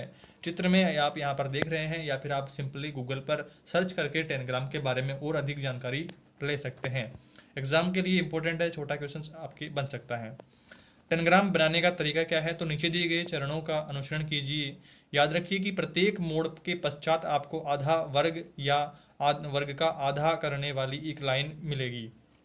तो इस तरह से आप चित्र में देख पा रहे हैं पूरी प्रोसेस कि आपको टेनग्राम किस तरह से बनाना है। और ज़्यादा जानकारी के लिए आप गूगल से इसके बारे में अधिक सर्च कर सकते हैं। यहाँ पर दोस्तों हम थोड़ा शॉर्ट में पढ़ेंगे जिससे क्या है वीडियो छोटा बने और आपको समझने में आसानी रहे, यानी कि पूरी तरह हम BSTC के एग्जाम पर यहाँ पर फोकस्ड हैं। हम टेलीग्राम के बारे में ज़्यादा डिटेल में यहाँ पर बात नहीं करेंगे। आगे देखिए स्थानिक समझ एवं मानक चित्रण क्या है। तो स्थानिक समझ का मतलब है आकारों एवं दृश्यों की अपनी दिमाग में छवि बना पाना। यह एक मानसिक कार्य है। स्थानिक समझ स्वाभाविक रूप में विकसित होती है और सतत रूप से बढ़ती जाती है। स्थानिक समझ का कौशल दुनिया को समझना आसान बना देता है। रोजमर्रा की जिंदगी में प्रत्येक व्यक्ति स्थानिक समझ का उपयोग करता है। वास्तुकार, इंजीनियरिंग एवं गणित इत्यादि कई रोजगार हैं जिनमें हमें अपनी समझ का उपयोग करते हुए नया समाधान ढूंढना पड़ता है। आगे हम बात करें रेखा क्या होती है। तो यदि ए से बी तक के रेखाखंड AB को ए से आगे एक दिशा में और बी से आगे दूसरी दिशा में बिना किसी अंत के विस्तृत किया जाए तो रेखा प्राप्त होती है। इसे ए बी से निरूपित करते हैं। चित्र में आप यहाँ पर देख रहे हैं ए और बी दो बिंदु हैं। यहाँ से देखिए जिधर जिस तरफ तीर लगी हुई है यानी कि रेखा का अंत नहीं है। अगर यहाँ पर रेखाखंड की बात होती तो रेखाखंड निश्चित दूरी का होता है। रेखा की कोई दूरी यहाँ पर कोई लंबाई नहीं होती। रेखा में अगर दोनों तरफ तीर लगे हुए हैं तो ये रेखा है, अगर सिर्फ लाइन खिंची हुई है तो वो एक रेखाखंड है। इन सभी बातों का आपको ध्यान रखना है। विभिन्न प्रकार की रेखाओं के गुण क्या क्या हैं, तो थोड़ी सी रेखाओं के बारे में जानकारी ले लेते हैं। यहाँ पर पहली है प्रतिच्छेदी रेखाएं। तो प्रतिच्छेदी रेखाएं यानी कि एक दूसरे को काटती हैं और उनमें एक उभयनिष्ठ बिंदु होता है। यानी कि देखिए यहाँ पर काटा तो यहाँ पर एक बिंदु बन गया, यानी कि केंद्र आप इसे कह सकते हैं। नेक्स्ट यहाँ पर समानांतर रेखाएं। दूसरा है समानांतर रेखाएं। समानांतर रेखाएं यानी कि एक दूसरे के बीच पर्याप्त दूरी रहती है, समान दूरी रहती है, यानी कि 1 से लेकर के अनंत तक एक समान दूरी ही इनके बीच में रहेगी। तो इन्हें हम इस तरह से निशान के तौर पर हम समानांतर निशान है ये, इसको भी आपको ध्यान में रखना है। नेक्स्ट है यहाँ पर लंब रेखाएं। दो रेखाएं जिनका आपस में 90 डिग्री का कोण बने। 90 डिग्री कोण को किस तरह से दर्शाते हैं, इस तरह से। चित्र में आप देख पा रहे हैं कि लंब रेखाएं किस प्रकार से हैं, तो इस तरह से आपको इनका भी ध्यान रखना है। नेक्स्ट यहाँ पर बात करें कोण की, तो कोण देखिए यदि किसी बिंदु से दो किरणें निकले तो इस प्रकार बनने वाली आकृति कोण कहलाती है। कोणों के प्रकार देख लेते हैं थोड़ा सा। कोण देखिए यहाँ पर पहला कोण है न्यून कोण। न्यून कोण देखिए जो 90 डिग्री से कम होता है, अर्थात 30 डिग्री 45 डिग्री, इन कोणों को क्या कहते हैं, न्यून कोण। नेक्स्ट है यहाँ पर अधिक कोण। अधिक कोण क्या होता है, जो कोण 90 डिग्री से अधिक होता है, 100 डिग्री 150 160 तक। समकोण होता है जो 90 डिग्री का होता है। ऋजु कोण या सरल कोण जो 180 डिग्री का होता है। और आगे हम यहाँ पर बात करें तो वृहत कोण, जो एक कोण 180 डिग्री से अधिक व 360 डिग्री से कम होता है, उनको वृहत कोण कहते हैं। छठा है यहाँ पर संपूरक कोण, तो जब दो कोणों का योग दो समकोण के बराबर होता है, जैसे 130 डिग्री प्लस 50 डिग्री 180 डिग्री, या फिर 110 डिग्री प्लस 70 डिग्री 180 डिग्री इत्यादि, अगर ऐसा होता है तो उसे संपूरक कोण कहा जाता है। आगे हम बात करें पूरक कोण, तो जब दो कोणों का योग एक समकोण के बराबर हो, जैसे 30 डिग्री 60 डिग्री 90 डिग्री होता है, 40 डिग्री 50 डिग्री 90 डिग्री होता है, तो इन ऐसे जो कोण होते हैं उनको पूरक कोण कहते हैं। आसन्न कोण, जिनमें एक भुजा उभयनिष्ठ हो व जिन कोणों का शीर्ष उभयनिष्ठ हो, तो उसे क्या कहेंगे, आसन्न कोण कहेंगे। नेक्स्ट है यहाँ पर सम्मुख कोण, तो जब दो रेखाएं प्रतिच्छेद करें तो प्रतिच्छेद बिंदु पर आमने सामने बनने वाले कोणों को क्या कहते हैं, सम्मुख कोण कहते हैं। तो इन सभी बातों का आपको ध्यान रखना है। थोड़ा सा त्रिभुज के बारे जान लेते हैं। तो त्रिभुज के बारे में देख ले, यहाँ पर भुजाओं के आधार पर त्रिभुज के प्रकार। त्रिभुज क्या होता है, 3 कोणों से बंध घिरी हुई आकृति होती है। तो ये छोटी छोटी जो बातें हैं वो आपको पहले से पता है। शॉर्ट में हम यहाँ पर जो जानकारी हमारी एग्जाम के लिए इंपॉर्टेंट है उन्हीं को हम यहाँ पर ज़्यादा फोकस करेंगे। पहला है समबाहु त्रिभुज, तो जिनमें सभी भुजाएं समान होती है। समद्विबाहु, जिनमें दो भुजाएं समान हो। विषम बाहु, जिनमें सभी भुजाएं असमान हो। कोणों के आधार पर त्रिभुज के प्रकार, तो समकोण त्रिभुज, जिस त्रिभुज में एक कोण 90 डिग्री हो तो वो समकोण त्रिभुज होगा। न्यून कोण त्रिभुज, जिस त्रिभुज का प्रत्येक कोण 90 डिग्री से कम हो, न्यून कोण त्रिभुज कहलाता है। थर्ड है यहाँ पर अधिक कोण त्रिभुज, जिस त्रिभुज में एक 90 डिग्री से अधिक का कोण हो। त्रिभुज के तीनों कोणों का योग जो है 180 डिग्री होता है, ये बात आप जानते हैं। और आगे दोस्तों यहाँ पर बात करें पाइथागोरस प्रमेय की, तो पाइथागोरस सूत्र या फिर बोधायन सूत्र, तो इसमें देखिए ABC एक त्रिभुज दिया हुआ है जिसमें कर्ण किसे कहते हैं, जो सबसे लंबी जो भुजा होती है उसे कर्ण कहते हैं। और जो खड़ी जो लंब होती है उसको लंब कहते हैं। और यहाँ पर देखिए नीचे आड़ी रेखा को आधार कहते हैं। कर्ण स्क्वायर बराबर आधार स्क्वायर प्लस लंबी स्क्वायर, ये इसका फॉर्मूला होता है। यानी कि AC square is equal to BC square plus AB का होल स्क्वायर। यहाँ पर इस तरह से आपका फॉर्मूला है, जिसमें देखिए AC क्या है 5 सेंटीमीटर है, तो 5 सेंटीमीटर का स्क्वायर यहाँ पर 25 हुआ। और यहाँ पर देखिए आधार और लंब क्या है, 4 है और 3 है। यहाँ पर 4 और 3 का स्क्वायर 9 हुआ और 4 का स्क्वायर 16 हुआ। तो 16 और 9 यहाँ पर 25 हो गए, तो यानी कि LHS is equal to RHS हुआ। तो पाइथागोरस प्रमेय का जो फॉर्मूला है वो भी आपको थोड़ा सा ध्यान में रखना है। इस तरह के क्वेश्चंस काफ़ी बार एग्जाम में आए हैं। आगे हम यहाँ पर बात करें चतुर्भुज की, तो चतुर्भुज में देखिए परिभाषा वगैरह सब आपको पता होगी, यहाँ पर नॉर्मल सी बातें हैं। आगे हम यहाँ पर देखिए शॉर्ट में बात कर लेते हैं समलंब चतुर्भुज की। तो जिसकी भुजाओं का एक जोड़ा समांतर हो उसे समलंब चतुर्भुज कहते हैं। समलंब चतुर्भुज का चित्र आप यहाँ पर देख पा रहे हैं। समलंब चतुर्भुज का क्षेत्रफल का फॉर्मूला होता है h इंटू 1/2 ए प्लस बी। तो ये फॉर्मूला आपको ध्यान में रखना है, जहाँ ए बी समांतर भुजाएं हैं जो कि आप यहाँ पर चित्र में देख रहे हैं। नेक्स्ट यहाँ पर बात करें समांतर चतुर्भुज की। तो जिसकी आमने सामने की भुजाएं समानांतर हो उसे समांतर चतुर्भुज कहते हैं। समांतर चतुर्भुज का क्षेत्रफल का फॉर्मूला यहाँ पर देख सकते हैं, आधार गुणा लंबवत ऊंचाई। तो इन फॉर्मूलाज को आपको ध्यान में रखना है। नेक्स्ट यहाँ पर देखिए समचतुर्भुज। तो जिसकी चारों भुजाएं समान हो समचतुर्भुज का कहलाता है। और समचतुर्भुज का क्षेत्रफल यहाँ पर देखिए 1/2 into D1 into D2। D1 क्या है, पहला विकर्ण है, और D2 क्या है, दूसरा विकर्ण है। चित्र में आप यहाँ पर विकर्ण देख पा रहे हैं। नेक्स्ट यहाँ पर बात करें आयत की। तो जिसकी आमने सामने की भुजाएं बराबर होती हैं तथा सभी कोण समान होते हैं, आयत कहलाता है। आयत का क्षेत्रफल का फॉर्मूला लंबाई इंटू चौड़ाई। और परिमाप का फॉर्मूला भी आपको पूछे तो 2 गुना लंबाई प्लस चौड़ाई, इस तरह से आप परिमाप भी कर सकते हैं। आगे हम बात करें वर्ग की। तो वर्ग जिसकी चारों भुजाएं बराबर हों तथा चारों कोण समकोण हों। वर्ग का क्षेत्रफल का फॉर्मूला होता है भुजा स्क्वायर, यानी कि भुजा गुणा भुजा। एक चतुर्भुज के अंतः कोणों का योग 360 डिग्री होता है। अब आगे बात करें इंपॉर्टेंट पॉइंट हमारा सममिति। सममिति सम और मिति को मिलकर बना है। सम का अर्थ होता है समान और मिति का मतलब माप, यानी कि समान माप। वह आकृति जो किसी रेखा या बिंदु द्वारा एक जैसे दो समान भागों में विभाजित हो जाती है सममिति आकृति कहलाती है, यानी कि समान माप में विभाजित हो जाती है। किसी भी आकृति में सममिति अक्ष या सममिति रेखा वह रेखा है जिसके दोनों ओर बनी आकृति एक जैसी होती है, यानी कि डुप्लीकेट हम जिसे कहें। ज्यामितीय आकृतियों में सममिति अक्ष। तो समद्विबाहु त्रिभुज में एक, समबाहु त्रिभुज में 3, विषमबाहु त्रिभुज में 1 भी नहीं, आयत में 2, वर्ग में 4, समषड्भुज में 6, वृत्त में अनंत। सम ज्यामितीय आकृतियों में सममिति अक्ष, आपको इनका भी ध्यान रखना है। अब बात करें सर्वांग समता। तो जब एक आकृति को उठाकर दूसरी आकृति पर रखा जाए और वे एक दूसरे को पूर्ण रूपेण ढक ले तो ऐसी आकृतियां सर्वांगसम आकृतियां कहलाती है, और इस गुण को सर्वांग क्षमता कहते हैं। सर्वांग क्षमता का चिन्ह आप यहाँ पर देख पा रहे हैं। सर्वांग क्षमता के जो नियम होते हैं, पहला नियम है यहाँ पर भुजा गुणा भुजा गुणा भुजा। यहाँ पर देखिए SSS सर्वांग क्षमता नियम। यदि दिए गए सुमेल के अंतर्गत एक त्रिभुज की तीनों भुजाएं क्रमशः किसी दूसरे त्रिभुज की संगत भुजाओं के बराबर हों तो दोनों त्रिभुज सर्वांगसम होते हैं। सेकंड है यहाँ पर भुजा कोण भुजा का नियम, SAS नियम। तो एक त्रिभुज की दो भुजाएं और उसके अंतर्गत कोण दूसरे त्रिभुज की अंतर्गत दो भुजाओं और उसके अंतर्गत कोण के बराबर हों तो त्रिभुज सर्वांगसम होता है। नेक्स्ट है कोण भुजा कोण का ASA नियम।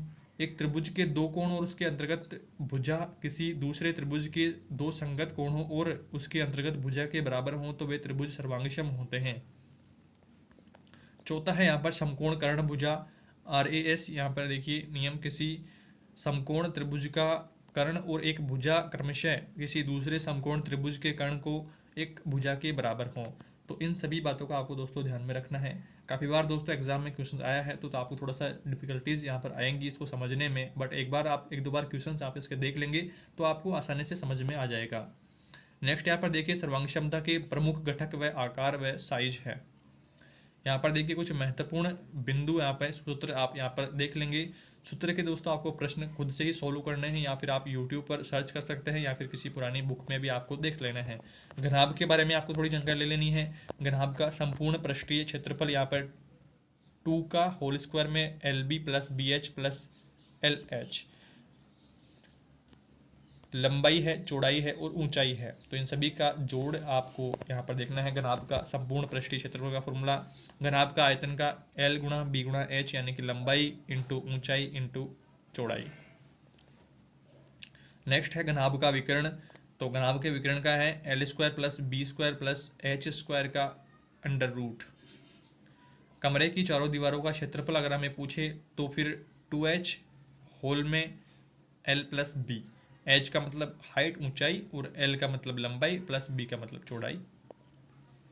नेक्स्ट आपको बेलन के प्रश्न भी पूछ सकते हैं। तो बेलन का वक्र पृष्ठ का क्षेत्रफल होता है 2πr/h। बेलन का संपूर्ण पृष्ठ क्षेत्रफल होता है 2πr/r+h होता है।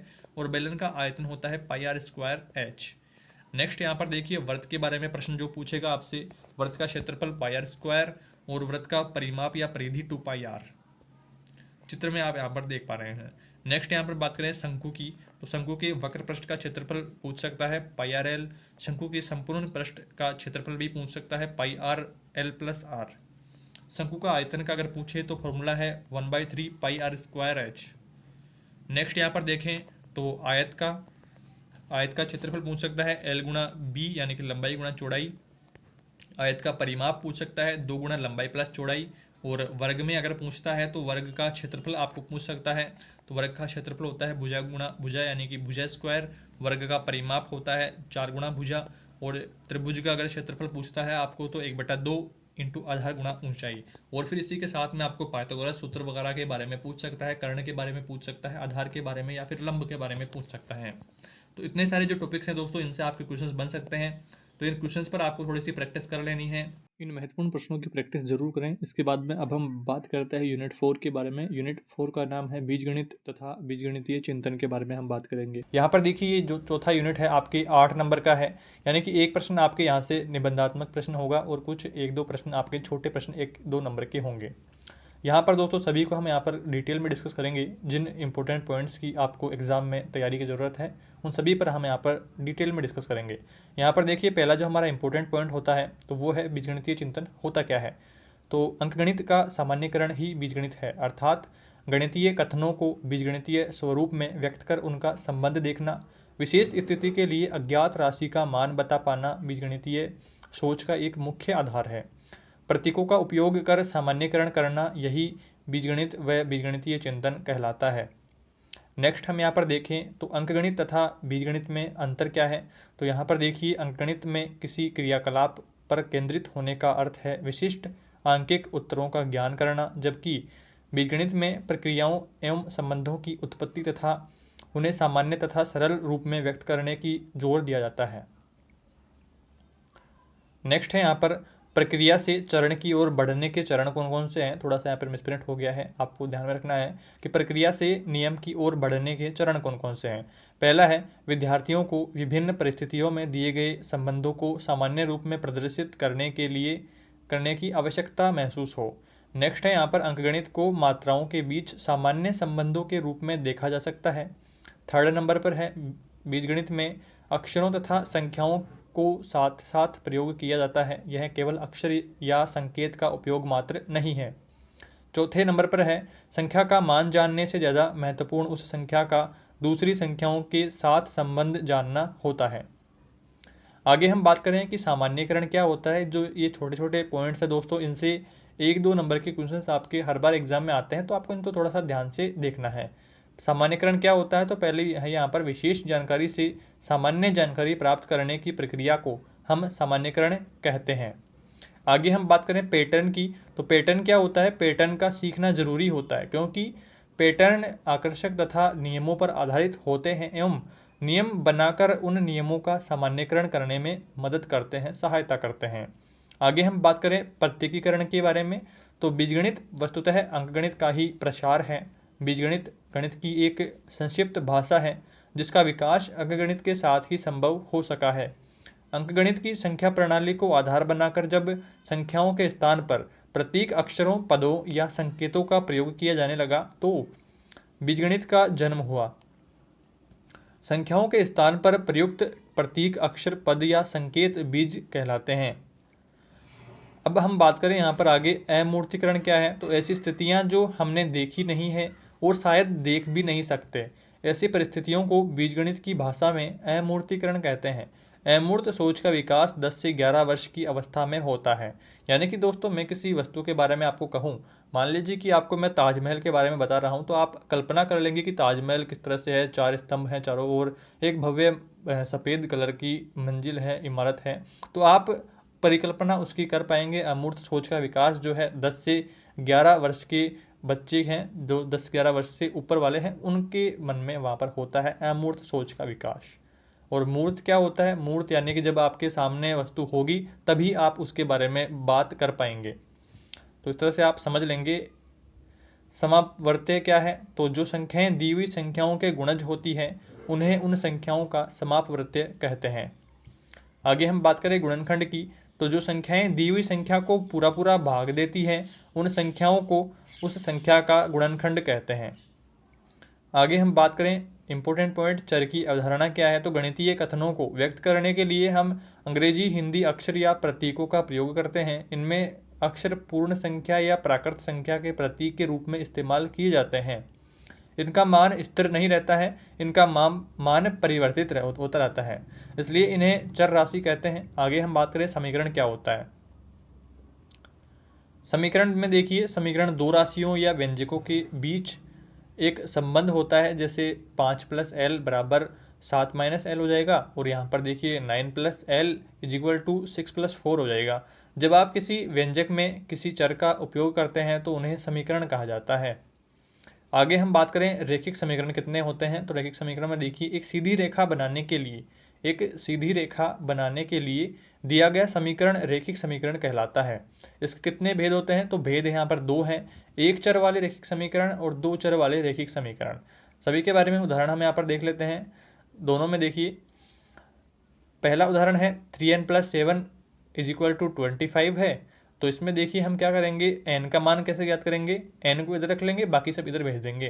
तो यहाँ पर देखिए 7 दोनों में से घटा देंगे तो 7 हट गया वहाँ से, और 3n = 18 बचा, और n बराबर हम कर देंगे यहाँ पर 18/3 कर देंगे, और n बराबर 6 यहाँ पर भाग देने पर आ जाएगा। और इसी तरह से दूसरे उदाहरण में क्या करेंगे, -2m + 9 = 1 है। तो दोनों तरफ 2m जोड़ने पर क्या करेंगे, दोनों तरफ 2m जोड़ेंगे यहाँ पर। तो यहाँ पर देखिए, इस 2m से इस 2m यहाँ पर या 2m कैंसिल हो जाएगा और इधर 2m बच जाएगा।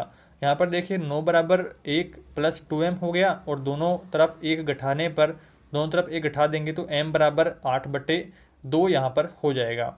जैसे ही 8/2 हो जाएगा तो भाग दे देंगे तो 4 इसका उत्तर हमारे पास आ जाएगा। आगे हमारा इंपॉर्टेंट पॉइंट है व्यंजकों का गुणा। व्यंजकों का गुणा इस प्रकार से करेंगे हम। तो उदाहरण के तौर पर आप यहाँ पर देख पा रहे हैं, पहला एग्जाम्पल है x + y छोटा कोष्टक में है, फिर x + 3 छोटा कोष्टक में है, दोनों के बीच कोई चिन्ह नहीं है, यानी कि मल्टीप्लाई है। तो हम इसे सोल्व कैसे करेंगे? तो पहले इस x को x + 3 से मल्टीप्लाई कर देंगे, और फिर इस y को x + 3 से मल्टीप्लाई कर देंगे, और यहाँ पर जोड़ का चिन्ह है तो जोड़ देंगे। x को x + 3 से मल्टीप्लाई किया, y को x + 3 से मल्टीप्लाई किया, और प्लस का चिन्ह यहाँ पर लगा दिया है। दोनों को अंदर मल्टीप्लाई कर देंगे तो x का x² हो जाएगा, और x को 3 से करेंगे तो 3x हो जाएगा, प्लस का प्लस हो जाएगा यहाँ पर, और y को x से करेंगे तो yx हो जाएगा, या फिर xy आप इसे लिख सकते हैं।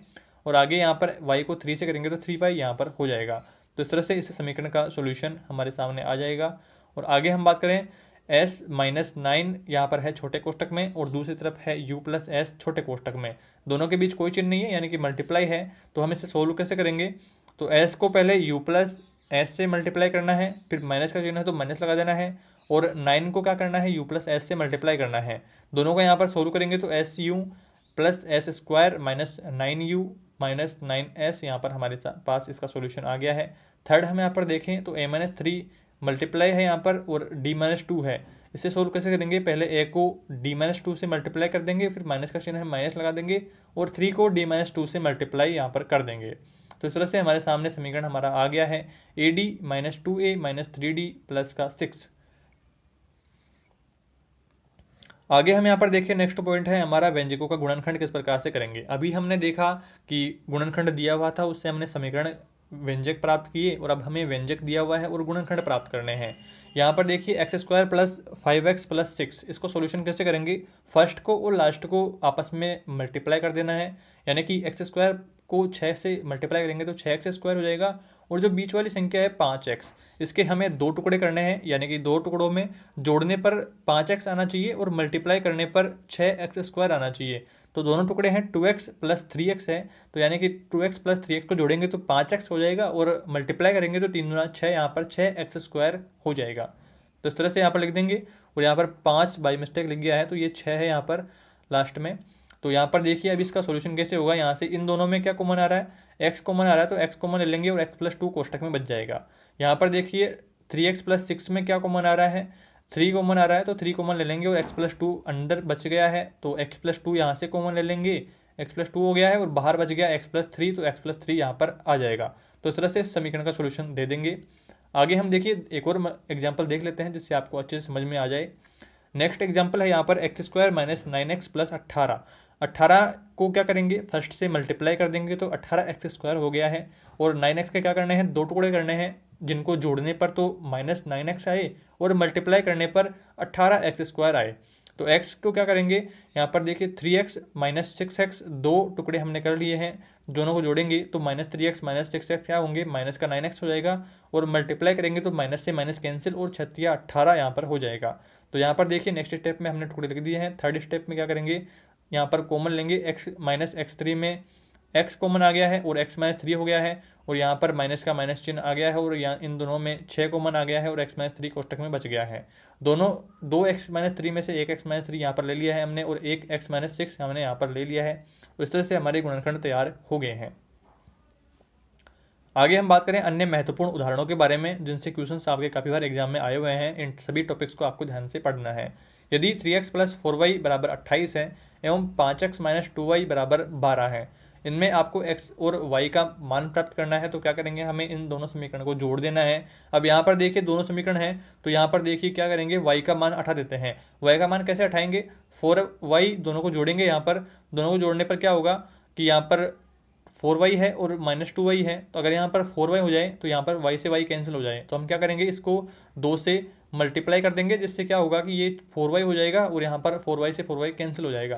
तो इसलिए क्या किया है, समीकरण 2 को 2 से गुणा करने पर तो हमारे पास समीकरण 3 आ गया है। 10x - 4y = 24 समीकरण 3 हो गया है। अब क्या करेंगे, समीकरण 1 व समीकरण 3 को जोड़ने पर तो समीकरण 1 और 3 को जोड़ेंगे तो यहाँ पर 4y से 4y कैंसिल हो गया।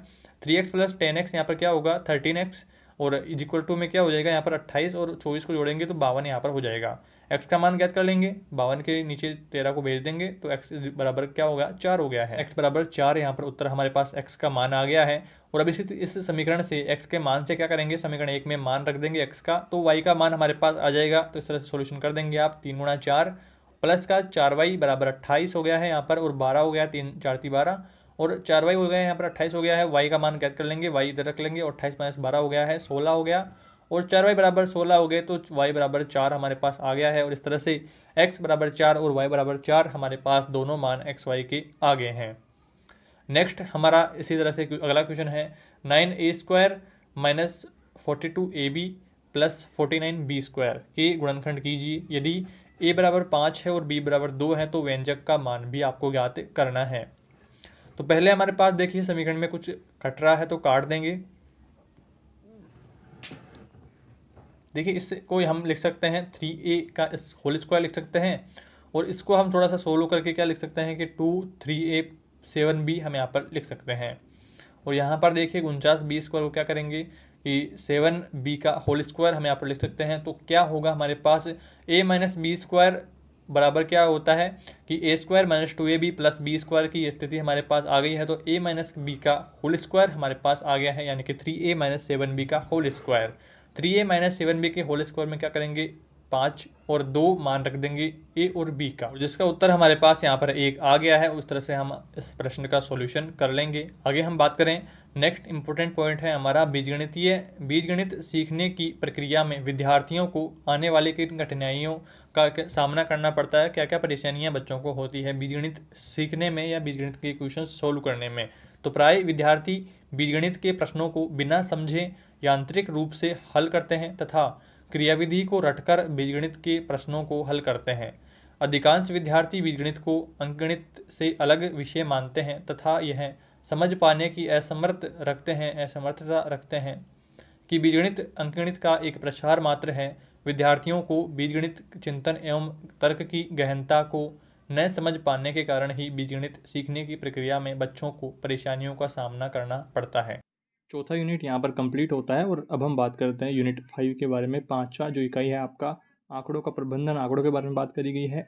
जो प्रायिकता है उसके बारे में बात करी गई है तथा जो व्यावसायिक गणित है उस बारे में बात करी गई है। 12 नंबर का यूनिट है। तो जाहिर सी बात है दोस्तों यहाँ से कि एक निबंधात्मक प्रश्न आवश्यक रूप से यहाँ पर आने वाला है। तो सभी जो इंपॉर्टेंट पॉइंट्स हैं उनको दोस्तों डिटेल में यहाँ पर पढ़ेंगे कि आपका कोई भी क्वेश्चंस इस वीडियो से बाहर ना हो। उन्हीं सब पॉइंट्स को हम यहाँ पर डिटेल में डिस्कस करेंगे।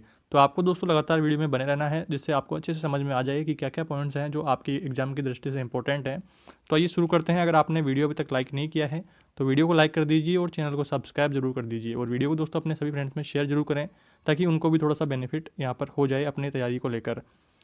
पहला जो पॉइंट है दोस्तों यहाँ पर देखिए, यूनिट का नाम है आंकड़ों का प्रबंधन, प्रायिकता तथा व्यावसायिक गणित।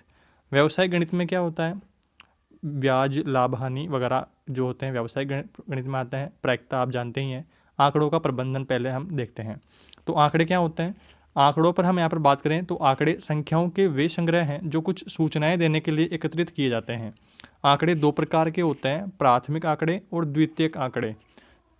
प्राथमिक आंकड़े क्या होते हैं, सामान्य रूप से या किसी सर्वे के माध्यम से प्राप्त आंकड़े प्राथमिक आंकड़े कहलाते हैं, जैसे अंकों का अव्यवस्थित रूप। सेकंड है द्वितीयक या गौण आंकड़े। ये वे आंकड़े हैं जो अध्ययनकर्ता को स्वयं तुरंत एकत्रित नहीं करने होते हैं। इनका किसी अध्ययन में मात्र उपयोग किया जाता है, जैसे गत वर्षों के परीक्षा परिणाम। तो इस तरह से आप सरल लैंग्वेज में समझ गए हैं। अब देखिए प्राथमिक व द्वितीयक आंकड़ों में अंतर क्या होता है। सीधा सीधा प्रश्न काफ़ी बार एग्जाम में आया हुआ है, तो थोड़ा सा आपको ध्यान में देखना है। प्राथमिक आंकड़े ये कच्चे माल की तरह होते हैं, जबकि द्वितीयक आंकड़े ये निर्मित माल की तरह होते हैं। यानी कि पिछले साल के जो परिणाम हैं वो देखते हैं द्वितीयक में, तो ये निर्मित होते हैं, और प्राथमिक यानी कि हमें तुरंत वहाँ पर आंकड़े लेने एकत्रित करने होते हैं। सेकंड है ये मौलिक होते हैं, और द्वितीयक आंकड़े जबकि ये पूर्व संकलित होते हैं, पहले से एकत्रित किए हुए होते हैं। तीसरे नंबर पर है प्राथमिक आंकड़े उद्देश्य के सदैव अनुकूल होते हैं, और द्वितीयक आंकड़े प्रयोग करने से पूर्व संशोधित करना आवश्यक है। चौथा है प्राथमिक आंकड़े, इनको एकत्रित करने में धन, समय तथा मेहनत की आवश्यकता होती है, यानी कि तुरंत हमें लाइव जाकर के वहाँ पर एकत्रित आंकड़े करने पड़ते हैं। जबकि द्वितीयक आंकड़े जो होते हैं पहले से एकत्रित होते हैं, तो सरलता से प्राप्त हो जाते हैं। तो इस तरह से आप इनमें अंतर भी कर पाएंगे। अब आगे बात करते हैं प्राथमिक आंकड़ों को संकलन करने की विधियां कौन कौन सी है। अब देखिए बीएसटीसी में क्या होता है, स्टूडेंट्स के पढ़ाने की सब कुछ मटेरियल होता है, तो वहाँ पर शिक्षण विधियां आपके ज़्यादा आती हैं, तो इन पर आपको विशेष ध्यान देना है, जिससे आपकी रीट, सीटेट वगैरह की जो तैयारी है वो भी अच्छी सी हो पाए। तो शिक्षण विधियों पर आपको ज़्यादा गौर करना है। पहले देखिए यहाँ पर प्राथमिक आंकड़ों का संकलन करने की विधियाँ कौन कौन सी है। तो पहली है प्रत्यक्ष व्यक्तिगत साक्षात्कार, दूसरी है अप्रत्यक्ष व्यक्तिगत साक्षात्कार, तीसरी है संवाददाताओं से प्राप्त सूचना, चौथी है डाक द्वारा प्रश्नावली, और पांचवी है परिगणकों द्वारा प्रश्नावली भरना। तो सभी जो है आराम से आप इनके देखिए नाम से ही स्पष्ट अर्थ हो रहा है। अगर इनका स्पष्ट अर्थ आपको नहीं हो रहा है तो आप क्या करेंगे, यूट्यूब पर या गूगल पर सिंपली सर्च कर लेंगे। विशेषकर इनसे ज़्यादातर क्वेश्चन नहीं पूछता है, बट फिर भी आपको 1 नंबर का या 2 नंबर का क्वेश्चन पूछ ले तो उसके लिए क्या करेंगे आप, अगर सीरीज़ है तो उसमें देख लेंगे। अब ज़्यादा डिटेल में हम यहाँ पर जाएंगे तो वीडियो काफ़ी लंबा हो जाएगा, और मेन टॉपिक जिनकी हमें सख्त ज़रूरत है, जिनको हमें ज़्यादा देखना है, उन टॉपिक्स पर हमें ज़्यादा फोकस करना है। तो ये इतने ज़्यादा इंपॉर्टेंट यहाँ पर नहीं है। तो द्वितीयक आंकड़ों का संकलन करने की विधियाँ कौन कौन सी है। तो 1 नंबर का पूछ सकता है क्वेश्चन आपको कि द्वितीयक आंकड़ों का संकलन करने की विधियाँ कौन कौन सी है। तो आपको बताना है व्यक्तिगत प्रलेख और सार्वजनिक प्रलेख, 2 विधियाँ हैं। अब हम बात करते हैं आंकड़ों का प्रबंधन एवं विश्लेषण कैसे करते हैं। तो आंकड़ों के प्रबंधन की आवश्यकता दैनिक जीवन में पड़ती रहती है, और उदाहरण के रूप में क्रिकेट टीम बनाने के लिए विद्यालय में पिछले मैच में विद्यार्थियों द्वारा बनाए गए रन और लिए गए विकेट के आंकड़े एकत्रित कर एक अच्छी टीम का निर्माण कर सकते हैं। तो उनमें आंकड़े ज़्यादा महत्वपूर्ण होते हैं। आंकड़ों का चित्रात्मक निरूपण अगला टॉपिक है हमारा।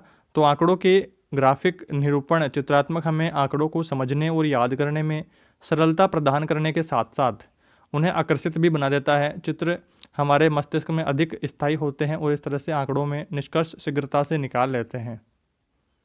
आगे हम बात करें केंद्रीय प्रवृत्ति के माप क्या होते हैं। तो ऐसे माप जो आंकड़ों का प्रतिनिधित्व करते हैं, आंकड़ों के केंद्र में अपनी स्थिति दर्शाते हैं तथा आंकड़े की प्रवृत्ति का अनुमान देते हैं, केंद्रीय प्रवृत्ति के माप कहलाते हैं। परिभाषाएं आपको थोड़ा सा विशेष ध्यान देना है, 1 नंबर का क्वेश्चन या 2 नंबर के क्वेश्चन आपको पूछ सकता है। केंद्रीय प्रवृत्तियों के नाम बताइए। तो पहला है मध्यक, दूसरा है मध्यांक, तीसरा है बहुलकांक। पहला यहाँ पर देखिए माध्य ज्ञात करने का सूत्र क्या है। तो माध्य का प्रश्न भी काफ़ी बार एग्जाम में आया है और इस बार भी दोस्तों आ सकता है। तो आपको थोड़ा सा माध्य का सूत्र आपको पता है, सबने 10th क्लास में पढ़ा है, बट फिर भी थोड़ा सा हम यहाँ पे ध्यान से देख लेते हैं। माध्य x बार का होता है आंकड़ों का योग बटे आंकड़ों की संख्या। फॉर्मूला यहाँ पर x1 प्लस x2 क्या है, हमारे पास आंकड़े हैं x, तो उनकी संख्याओं का योग और आंकड़ों की संख्या कितनी है, कितने आंकड़े हैं, तो वो n यहाँ पर बटे में आ जाएगा और फिर सोलह जो समीकरण होगा वो इसका मान हो जाएगा, जहाँ x क्या है माध्य है और n है आंकड़ों की संख्या। सेकंड है यहाँ पर माध्यिका ज्ञात करने के लिए सर्वप्रथम आंकड़ों को बढ़ते या घटते क्रम में व्यवस्थित करते हैं। तदुपरांत प्राप्त मध्यमान यदि विषम पद है तो माध्यिका n/2वां पद होगी और सम है तो माध्यिका n/2वें पद एवं n+1/2वें पद का माध्य आंकड़ों का माध्यिका होगी। तो इस तरह से आपको इसे सोल्व करना है। माध्यिका के बारे में पूछ लेता है तो सम के लिए आप अलग फॉर्मूला लगाएंगे, विषम के लिए n/2 लगाएंगे, सम के लिए n/2 और n+1/2 ये दो फॉर्मूले लगाने हैं। संभावना, तो संभावना जब किसी घटना के बारे में पूर्व अनुभवों निष्कर्ष के आधार पर अनुमान लगाया जाता है तो यह घटना घटित होने के बारे में संभावना होती है कि आगे क्या होने वाला है, जिसका आधार तर्कसंगत होता है। प्रायिकता के बारे में अब जान लेते हैं थोड़ा सा। प्रायिकता गणित की वह शाखा है जिसे अनिश्चितता की स्थितियों के अध्ययन के लिए विकसित किया गया है, जैसे सिक्का उछालना, पासा फेंकना इत्यादि। मेन जो इंपॉर्टेंट क्वेश्चंस यहाँ से पूछे जाते हैं प्रायिकता से वो सिक्कों के बारे में और पासे फेंकने के बारे में ही पूछे जाते हैं, तो इनको थोड़ा सा आपको प्रैक्टिस कर लेनी है। कुछ सिक्कों के प्रश्न आपको देख लेने हैं और कुछ पासों के प्रश्न आपको देख लेने हैं कि किस प्रकार से पासे आते हैं, और ताश के पत्तों वाला भी क्वेश्चन आपको देख लेने हैं। यहाँ पर आगे बात करें अनुपात, तो यह संख्याओं का समान प्रकार की दो राशियों के बीच वह संबंध जो यह दर्शाता है कि एक राशि दूसरी राशि की कितनी गुनी है।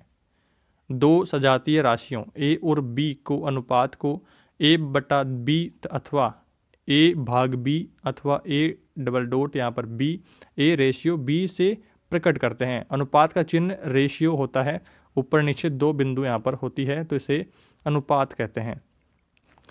समानुपात, सम प्लस अनुपात, दो अनुपात की समानता ही समानुपात कहलाती है, यानी कि समानुपात का चिन्ह होता है 4 यहाँ पर आप देख पा रहे हैं। ABCD समानुपाती राशियां कहलाएंगी यदि A/B = C/B। तो यहाँ पर देखिए यदि ABCD समानुपाती है तो AD बराबर BC होगा, बाह्य पदों का गुणनफल बराबर मध्य पदों का गुणनफल। अब बात कर लेते हैं प्रतिशत के बारे में। प्रतिशत का शाब्दिक अर्थ है प्रति सैकड़ा। तो किसी भिन्न को प्रतिशत में बदलने के लिए उसे 100 से गुणा करते हैं और प्रतिशत को भिन्न में बदलने के लिए उसे 100 से भाग देते हैं। प्रतिशत को भिन्न में बदलना है तो 100 से भाग दे देंगे और भिन्न को प्रतिशत में बदलना है तो 100 से गुणा कर देंगे।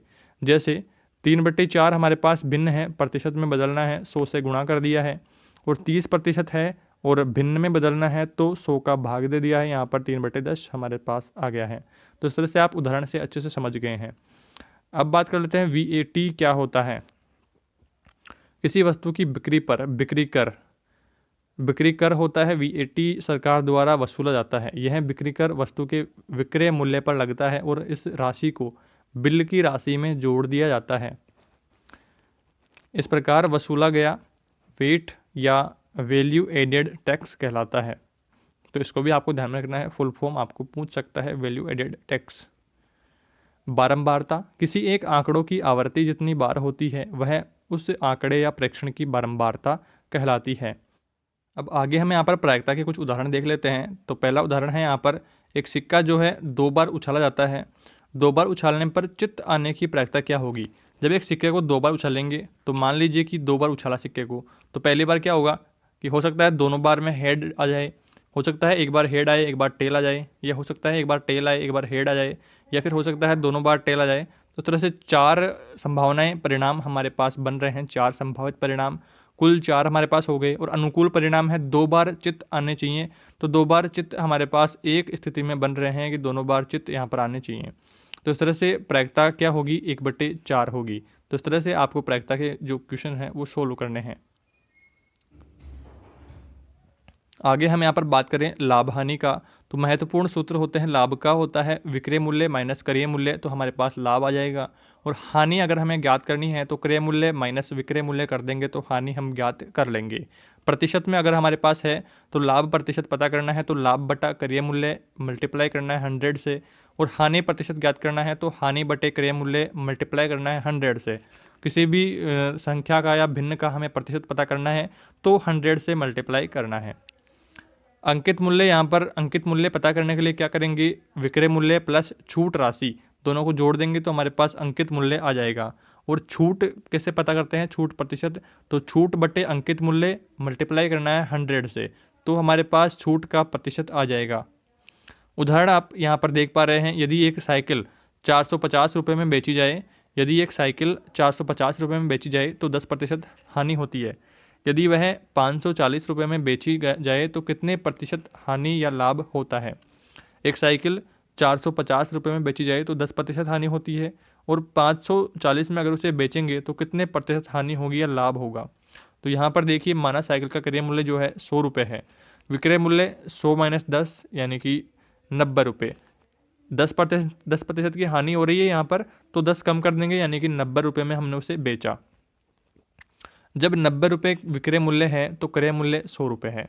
सही है, इतना आप यहाँ पर समझ गए हैं। आगे हम यहाँ पर बात करें तो 1 रुपये विक्रय मूल्य है तो क्रय मूल्य 100 बटे 90 हो जाएगा यहाँ पर, और 450 रुपये विक्रय मूल्य है तो क्रय मूल्य क्या होगा, 450 मल्टीप्लाई 100 बाई 19, 90 यहाँ पर हो जाएगा क्योंकि 450 से यहाँ पर हमें इसे गुणा कर देंगे। आगे हम बात करें तो अब क्रय मूल्य 500 रुपये है, तो यहाँ पर 500 रुपये आ गया यहाँ पर। और अब अगर हमारे पास क्रय मूल्य 500 रुपये है तथा विक्रय मूल्य 540 रुपये है, लाभ क्या होगा, तो 540 में से 500 घटाएंगे तो 40 रुपये बचेगा, यानी कि 40 रुपये का हमारे पास लाभ हुआ। और लाभ प्रतिशत हमें पता करना है, तो लाभ प्रतिशत पे कैसे निकालेंगे, 500 रुपये पर लाभ 40 रुपये, 1 रुपये पर लाभ क्या होगा, 40 बटे 500 होगा, और 100 रुपये पर लाभ कितना होगा, तो इसको 100 से मल्टीप्लाई कर देंगे। जैसे ही यहाँ पर 100 से मल्टीप्लाई करेंगे तो हमारे पास आ जाएगा भाग यहाँ पर 8 रुपये, यानी कि अर्थात लाभ कितना हुआ, 8% लाभ हमारे पास हुआ। एक प्रश्न यहाँ पर हम और देख लेते हैं। एक व्यक्ति अपनी आय का 53% खर्च करता है, फिर भी उसके पास 188 रुपये बचते हैं, उसकी मासिक आय क्या है। एक व्यक्ति अपनी आय का जो है 53% खर्च कर देता है, यानी कि 100% कमाता है तो 53% खर्च कर देता है, तो बचे कितने हैं, 47% उसके पास बचे, तो फिर उसके पास 188 रुपये 47% के रूप में बचते हैं। तो उसकी मासिक आय हमें पता करनी है। 53% खर्च करने पर बचत होती है 100 माइनस 53 बराबर 47% होती है। बचत का मान है 188 रुपये, कुल धन कितना है, 188 को गुणा कर देंगे 100 बटे 47 से, तो हमारे पास कुल धन आ जाएगा। तो कुल धन क्या होगा, 400 रुपये, और हमें मासिक आय पता करनी है तो 400 रुपये उसकी मासिक आय यहाँ पर हो गई है। आगे हम बात करें ब्याज पर। ब्याज का प्रश्न भी दोस्तों इंपॉर्टेंट है, काफ़ी सारी कंपटीशन एग्जाम्स हैं उनमें भी आपको देखने को मिलता है। अधिकतर जो स्टूडेंट्स जिस वीडियो को देख रहे हैं उनको ब्याज के बारे में पता भी होगा। यहाँ पर देखिए महत्वपूर्ण सूत्र जो है ब्याज से रिलेटेड। साधारण ब्याज का सूत्र क्या होता है, मूलधन इंटू दर इंटू समय बट्टा 100, और मिश्र धन का फॉर्मूला होता है मूलधन प्लस साधारण ब्याज। तो इस तरह से ये फॉर्मूले आप देख लेंगे। चक्रवर्ती ब्याज भी पूछा गया है काफ़ी बार एग्जाम में, तो चक्रवर्ती मिश्रधन माइनस मूलधन, और यदि मूलधन बराबर P है तो चक्रवर्ती ब्याज A होगा, और दर R% है वार्षिक तथा समय N वर्ष यहाँ पर होगा। जो यहाँ पर चर राशियाँ दी हुई है उनको क्या कहा गया है इसमें, तो उनके बारे में बताया गया है।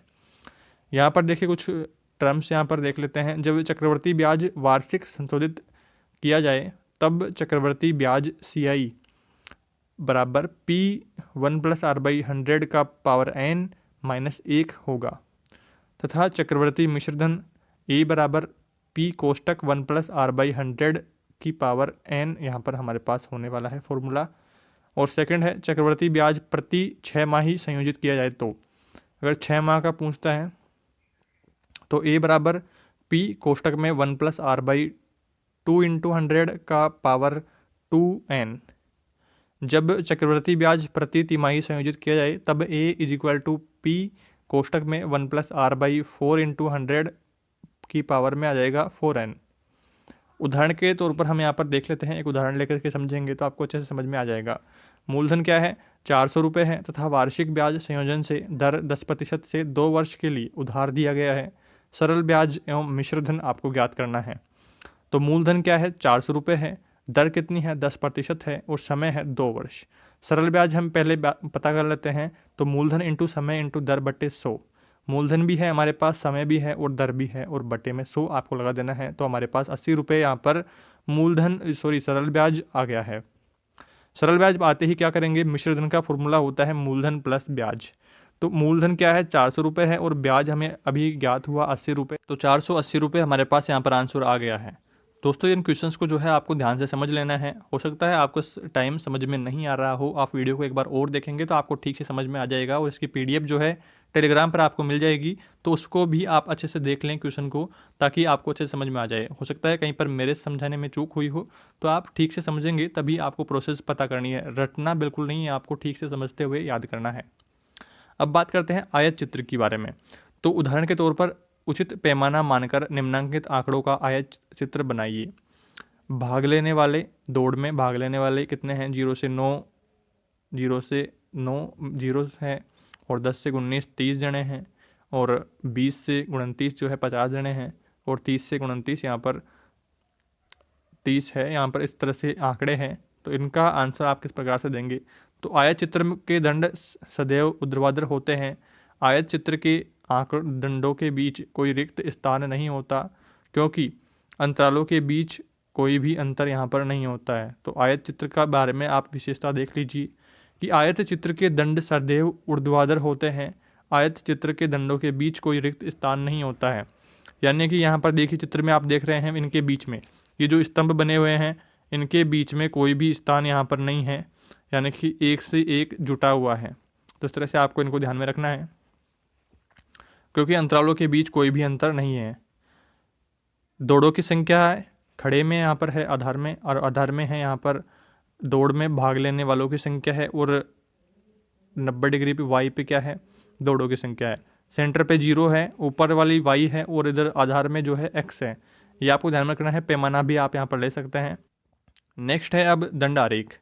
उदाहरण देख लेते हैं। किसी विद्यालय में कक्षा 7 के 5 खंडों के विद्यार्थियों की संख्या निम्नानुसार है। खंड है ABCDE, और विद्यार्थियों की संख्या है 42, 36, 44, 39, 40। तो अब हमें क्या करना है, दंड या स्तंभाकार लेखाचित्र सांख्यिकी आंकड़ों का चित्र में प्रदर्शन है। इनमें समान चौड़ाई के विभिन्न दंड आयताकार आकृति ऊर्ध्वाधर या क्षैतिज रूप से बनाए जाते हैं। प्रत्येक 2 आंकड़ों के बीच समान रूप से समान स्थान छोड़ा जाता है। यहाँ पर आप देख लीजिए, दंड आरेख जो होता है उनमें बीच में गैप होता है। यहाँ पर आप देख पा रहे हैं जो बॉक्स बना हुआ है, एक बॉक्स ये है, एक बॉक्स ये है, एक बॉक्स ये है। इनके बीच में यहाँ पर देखिए लाइन गैप छूटा हुआ है। तो ये क्या है, दंड आरेख है। और आयताकार जो चित्र होते हैं उनमें बीच में गैप नहीं होता है। तो इस तरह से विद्यार्थियों की संख्या जो है खड़ी लाइन में आपको लेनी है y में, और आधार में आपको लेना है खंड, तो यहाँ पर x आपको लेना है। आगे हम बात करें पाई चार्ट के बारे में। तो पाई चार्ट का उदाहरण देखिए। एक विद्यालय में दोपहरी MDM में बनने वाले विभिन्न प्रकार के भोजन को पसंद करने वाले विद्यार्थियों का प्रतिशत इस प्रकार था। भोजन का प्रकार दाल बाटी, खिचड़ी, रोटी, सब्जी, दाल, चावल। विद्यार्थियों का प्रतिशत यानी कि दाल बाटी खाने वाले 50%, खिचड़ी खाने वाले 25%, रोटी सब्जी 18.75% और दाल चावल 6.25%। उपयुक्त तालिका में दिए गए आंकड़ों को पाई चार्ट द्वारा प्रदर्शित कीजिए। आपको देखिए यहाँ पर 3 टर्म दे रही है। 50% भाग वाले दर्शाने के लिए वृत्त का आधा भाग लेते हैं, और 25% भाग दर्शाने के लिए वृत्त का 1/4 भाग यहाँ पर लेते हैं। शेष बचे 25% भाग में 18.75% भाग तथा 6.25% भाग, यानी इस 25% भाग को 3:1 यानी कुल 4 भाग करके 3 भाग में 18.75 तथा 1 भाग को 6.25% भाग दर्शाते हैं। तो यहाँ पर पाई चार्ट आप देख पा रहे हैं। दंडारेख, पाई चार्ट और आयत चित्र जो होते हैं इनमें आपको डिफरेंस पता होना चाहिए, तभी आप एग्जाम में क्वेश्चन आपको चित्र देके पूछ ले कि कौन सा चित्र है, तो आप ठीक से उनमें डिफरेंस कर पाएंगे। तो इस तरह से हमने इकाई 5 को डिस्कस कर लिया है, महत्वपूर्ण बिंदुओं को सभी को जान लिया है। और अब हम बात करते हैं लास्ट यूनिट जो आपका मूल्यांकन का यूनिट है, उस बारे में बात करते हैं। मूल्यांकन यूनिट आपका 8 नंबर का है और 8 नंबर के लिए कौन कौन से महत्वपूर्ण टॉपिक्स का आपको पढ़ना है उन बारे में डिस्कस करेंगे। तो सभी पॉइंट्स को दोस्तों ध्यान में पढ़ते हुए आराम से हमें देखना है, जिससे कि आप एग्जाम में अच्छा नंबर यहाँ से ला सकें। तो सबसे पहले दोस्तों यहाँ से इंपॉर्टेंट पॉइंट क्या बनता है कि आकलन क्या है एवं क्यों है। मूल्यांकन का अर्थ क्या होता है? किसी का आकलन करना। आकलन करना की मतलब कि हमने कुछ किसी को पढ़ाया, तो पढ़ाने के बाद उसे कितना क्या समझ में आया, तो उसकी जांच करने के लिए मूल्यांकन किया जाता है या आकलन किया जाता है। तो क्या आकलन क्या है एवं क्यों है, तो उसके बारे में हम जानें। तो आकलन हमारे जीवन का अभिन्न अंग है। शिक्षण अधिगम प्रक्रिया में अधिकतम उद्देश्यों की प्राप्ति के संदर्भ में बच्चे की उपलब्धि से संबंधित सूचनाओं को सतत एवं योजनाबद्ध तरीके से एकत्रित करना आकलन कहलाता है। शिक्षक को प्रत्येक बच्चे का आकलन करना चाहिए ताकि वह निर्धारित कर सके कि वे क्या जानते हैं, क्या समझते हैं, क्या उपयोग में लाते हैं, क्या क्या कर सकते हैं, उनकी आवश्यकता क्या है। आकलन का उद्देश्य परिणाम का पता लगाना मात्र नहीं है, अपितु बच्चे का यह भी सीखे कि उनका सीखना कैसे होता है, कितना बच्चे ने सीख लिया है, कितना बाकी है। तो उन सभी की जो जानकारी है वो हमें मूल्यांकन से मिलती है, आकलन से मिलती है। अब यहाँ पर देखिए मूल्यांकन व आकलन में आधारभूत अंतर क्या है। तो विशेष रूप से जब हमें किसी गुणधर्म के आधार पर रैंक, ग्रेड या अन्य निर्धारण में वर्गीकृत करना होता है तो हम मूल्यांकन का सहारा लेते हैं और बच्चे को होशियार, कमजोर और औसत के रूप में बांटते हैं, तो वह मूल्यांकन होता है। साथ ही हम बच्चों ने कैसे सीखा, विधियों की उपयुक्तता के निर्धारण के लिए हम आकलन का प्रयोग करते हैं। यानी कि आप देखिए सरल लैंग्वेज है, आराम से समझ गए हैं कि रैंक, ग्रेड जो हमारी मार्कशीट में वगैरह में आती है तो वो है मूल्यांकन। और जो हमें प्रत्यक्ष रूप से देख करके सीखते हैं और प्रत्येक रूप से हमारी जांच की जाती है मौखिक रूप से, तो उन सभी से आकलन किया जाता है। आगे हम यहाँ पर बात करें आकलन के निम्न रूपों की समझ अति आवश्यक है। तो कौन कौन से रूप हैं आकलन के, आइए जानते हैं। पहला है अधिगम के लिए आकलन, दूसरा है अधिगम में आकलन, तीसरा है आकलन अधिगम के रूप में, और चौथा है अधिगम का आकलन। अधिगम का अर्थ क्या होता है? सीखना। आगे हम बात करें आकलन कैसे, तो आकलन देखिए पहला है रचनात्मक आकलन। रचनात्मक आकलन में हम यहाँ पर जाने तो सीखने सिखाने के दौरान अधिगम प्रकृति को जानने के लिए उपयोग में लिया जाने वाला आकलन रचनात्मक आकलन है। यह शिक्षण अधिगम प्रक्रिया के साथ साथ सतत रूप से किया जाता है। रचनात्मक आकलन शिक्षक, सहपाठी, स्वयं एवं अभिभावकों में से किसी के द्वारा भी किया जा सकता है। रचनात्मक आकलन का उद्देश्य भी जान लेते हैं। उद्देश्य है शिक्षक एवं बच्चों को सतत रूप से अधिगम की सफलताओं एवं कठिनाइयों के बारे में पृष्ठ पोषण देना है। रचनात्मक आकलन की गुणवत्ता सुधार हेतु सुझाए गए सुझावों पर निर्भर करती है। आगे हम यहाँ पर बात करें रचनात्मक आकलन के दौरान सुदृढ़ीकरण क्या होता है। तो सुदृढ़ीकरण क्या हो गया? रचनात्मक आकलन के दौरान सुदृढ़ीकरण विशेषतः या किसी अधिगम समस्या की प्रगति एवं कारणों पर केंद्रित होता है। इस प्रकार का आकलन शिक्षक को अधिगम समस्याओं की पहचानने, समझने तथा उन्हें दूर करने में उपयुक्त सहायता करता है एवं मार्गदर्शन प्रदान करता है। आगे सेकंड हम यहाँ पर बात करें योगात्मक आकलन। तो योगात्मक आकलन में देखिए अधिगम के समग्र संदर्भों में किया जाने वाला आकलन योगात्मक आकलन है। यह अधिगम कार्यक्रमों, इकाई, सत्र, विषय वस्तु, अवधि या कक्षा के अंत में किया जाता है। योगात्मक आकलन बच्चों की समग्र प्रगति का परिदृश्य प्रदान करता है। योगात्मक मूल्यांकन से प्राप्त सूचनाओं का उपयोग विभिन्न क्षेत्रों जैसे विद्यालय में आगे के अध्ययन के लिए, शैक्षिक प्रगति जानने, चयन एवं प्रमाणिकता के लिए किया जाता है। यह आकलन सामान्यतया औपचारिक होकर किसी शिक्षक या विशेषज्ञ द्वारा किया जाता है। परीक्षण एवं परीक्षाएं योगात्मक आकलन के मुख्य साधन हैं। तो मुख्य साधन यहाँ पर हमने देख लिए हैं। अब आगे बात करें आकलन की प्रक्रिया के पक्ष क्या क्या हैं। तो आकलन की प्रक्रिया के 4 अंतः संबंधित पक्षों को निम्नलिखित आरेख से आप समझ सकते हैं। तो यहाँ पर देखिए चारों एक दूसरे से संबंधित हैं। तो पहले देखिए आकलन की योजना, फिर सूचनाएं एकत्रित करना, सूचनाओं का वितरण करना और परिणामों का उपयोग करना। तो इन सभी को आपको चार्ट भी ध्यान में रखना है। आगे हम बात करें आकलन की योजना क्या है। तो इस पक्ष में महत्वपूर्ण है कि उद्देश्यों को ध्यान में रखा जाए, विधियों के बारे में निर्णय लेना आना चाहिए और मानकों का निर्णय भी लेना आना चाहिए। नेक्स्ट यहाँ पर सूचनाओं का संकलन, एकत्रीकरण होना चाहिए। तो शिक्षक को निर्णय लेना चाहिए कि वह कैसे कार्य या क्रियाकलाप को बनाएगा, बच्चों को कार्यों में लगाने की पद्धति क्या रहेगी, और काम करने व व्यवहार को देखने के तरीके क्या क्या रहेंगे। तो शिक्षक को ये सब निर्णय लेने होते हैं। थर्ड पे देखिए यहाँ पर सूचनाओं का विश्लेषण क्या है। तो शिक्षक को निर्णय लेना चाहिए कि वह सूचनाओं की गुणवत्ता का निर्धारण करे, आधार का निर्धारण करे, मानकों का उपयोग करे, सूचनाओं का परिणाम रूप में एकत्रीकरण करे। आगे बात करें, चौथा पॉइंट है परिणामों का उपयोग किस प्रकार से। तो शिक्षक को निर्णय लेना चाहिए कि परिणामों का प्रतिवेदन कैसे करेगा, परिणामों का किस प्रकार अर्थ निकालेगा, और कार्यवाही कैसे की जाएगी, और किस किस के साथ साझा करेगा। तो इन सभी बातों का आपको ध्यान में रखना है। आगे हम बात करें आकलन कब कर सकते हैं। तो आकलन शिक्षण अधिगम प्रक्रिया का अभिन्न हिस्सा है जो निरंतर व सतत किया जाना चाहिए। आकलन बच्चे की उपलब्धता पर होना चाहिए। इसका जो फर्स्ट पॉइंट है, शिक्षण अधिगम प्रक्रिया से पूर्व आकलन। तो सामान्यतः बच्चे के विद्यालय में प्रवेश लेने पर एवं किसी इकाई प्रकरण अधिगम क्षेत्र को प्रारंभ करने से पूर्व इस प्रकार का आकलन किया जाता है। यह शिक्षक को एक निर्धारण करने में सहायता करती है कि बच्चे को क्या क्या आता है, क्या सिखाया जाना है, सीखी गई अवधारणाओं को उसके दैनिक जीवन में कैसे जोड़ा जा सकता है, वे शिक्षक अधिगम प्रक्रिया के दौरान कहाँ कहाँ मदद कर सकते हैं। तो इन सभी बातों का ध्यान रखना चाहिए, इन सभी बातों में सहायता शिक्षक को मिलती है।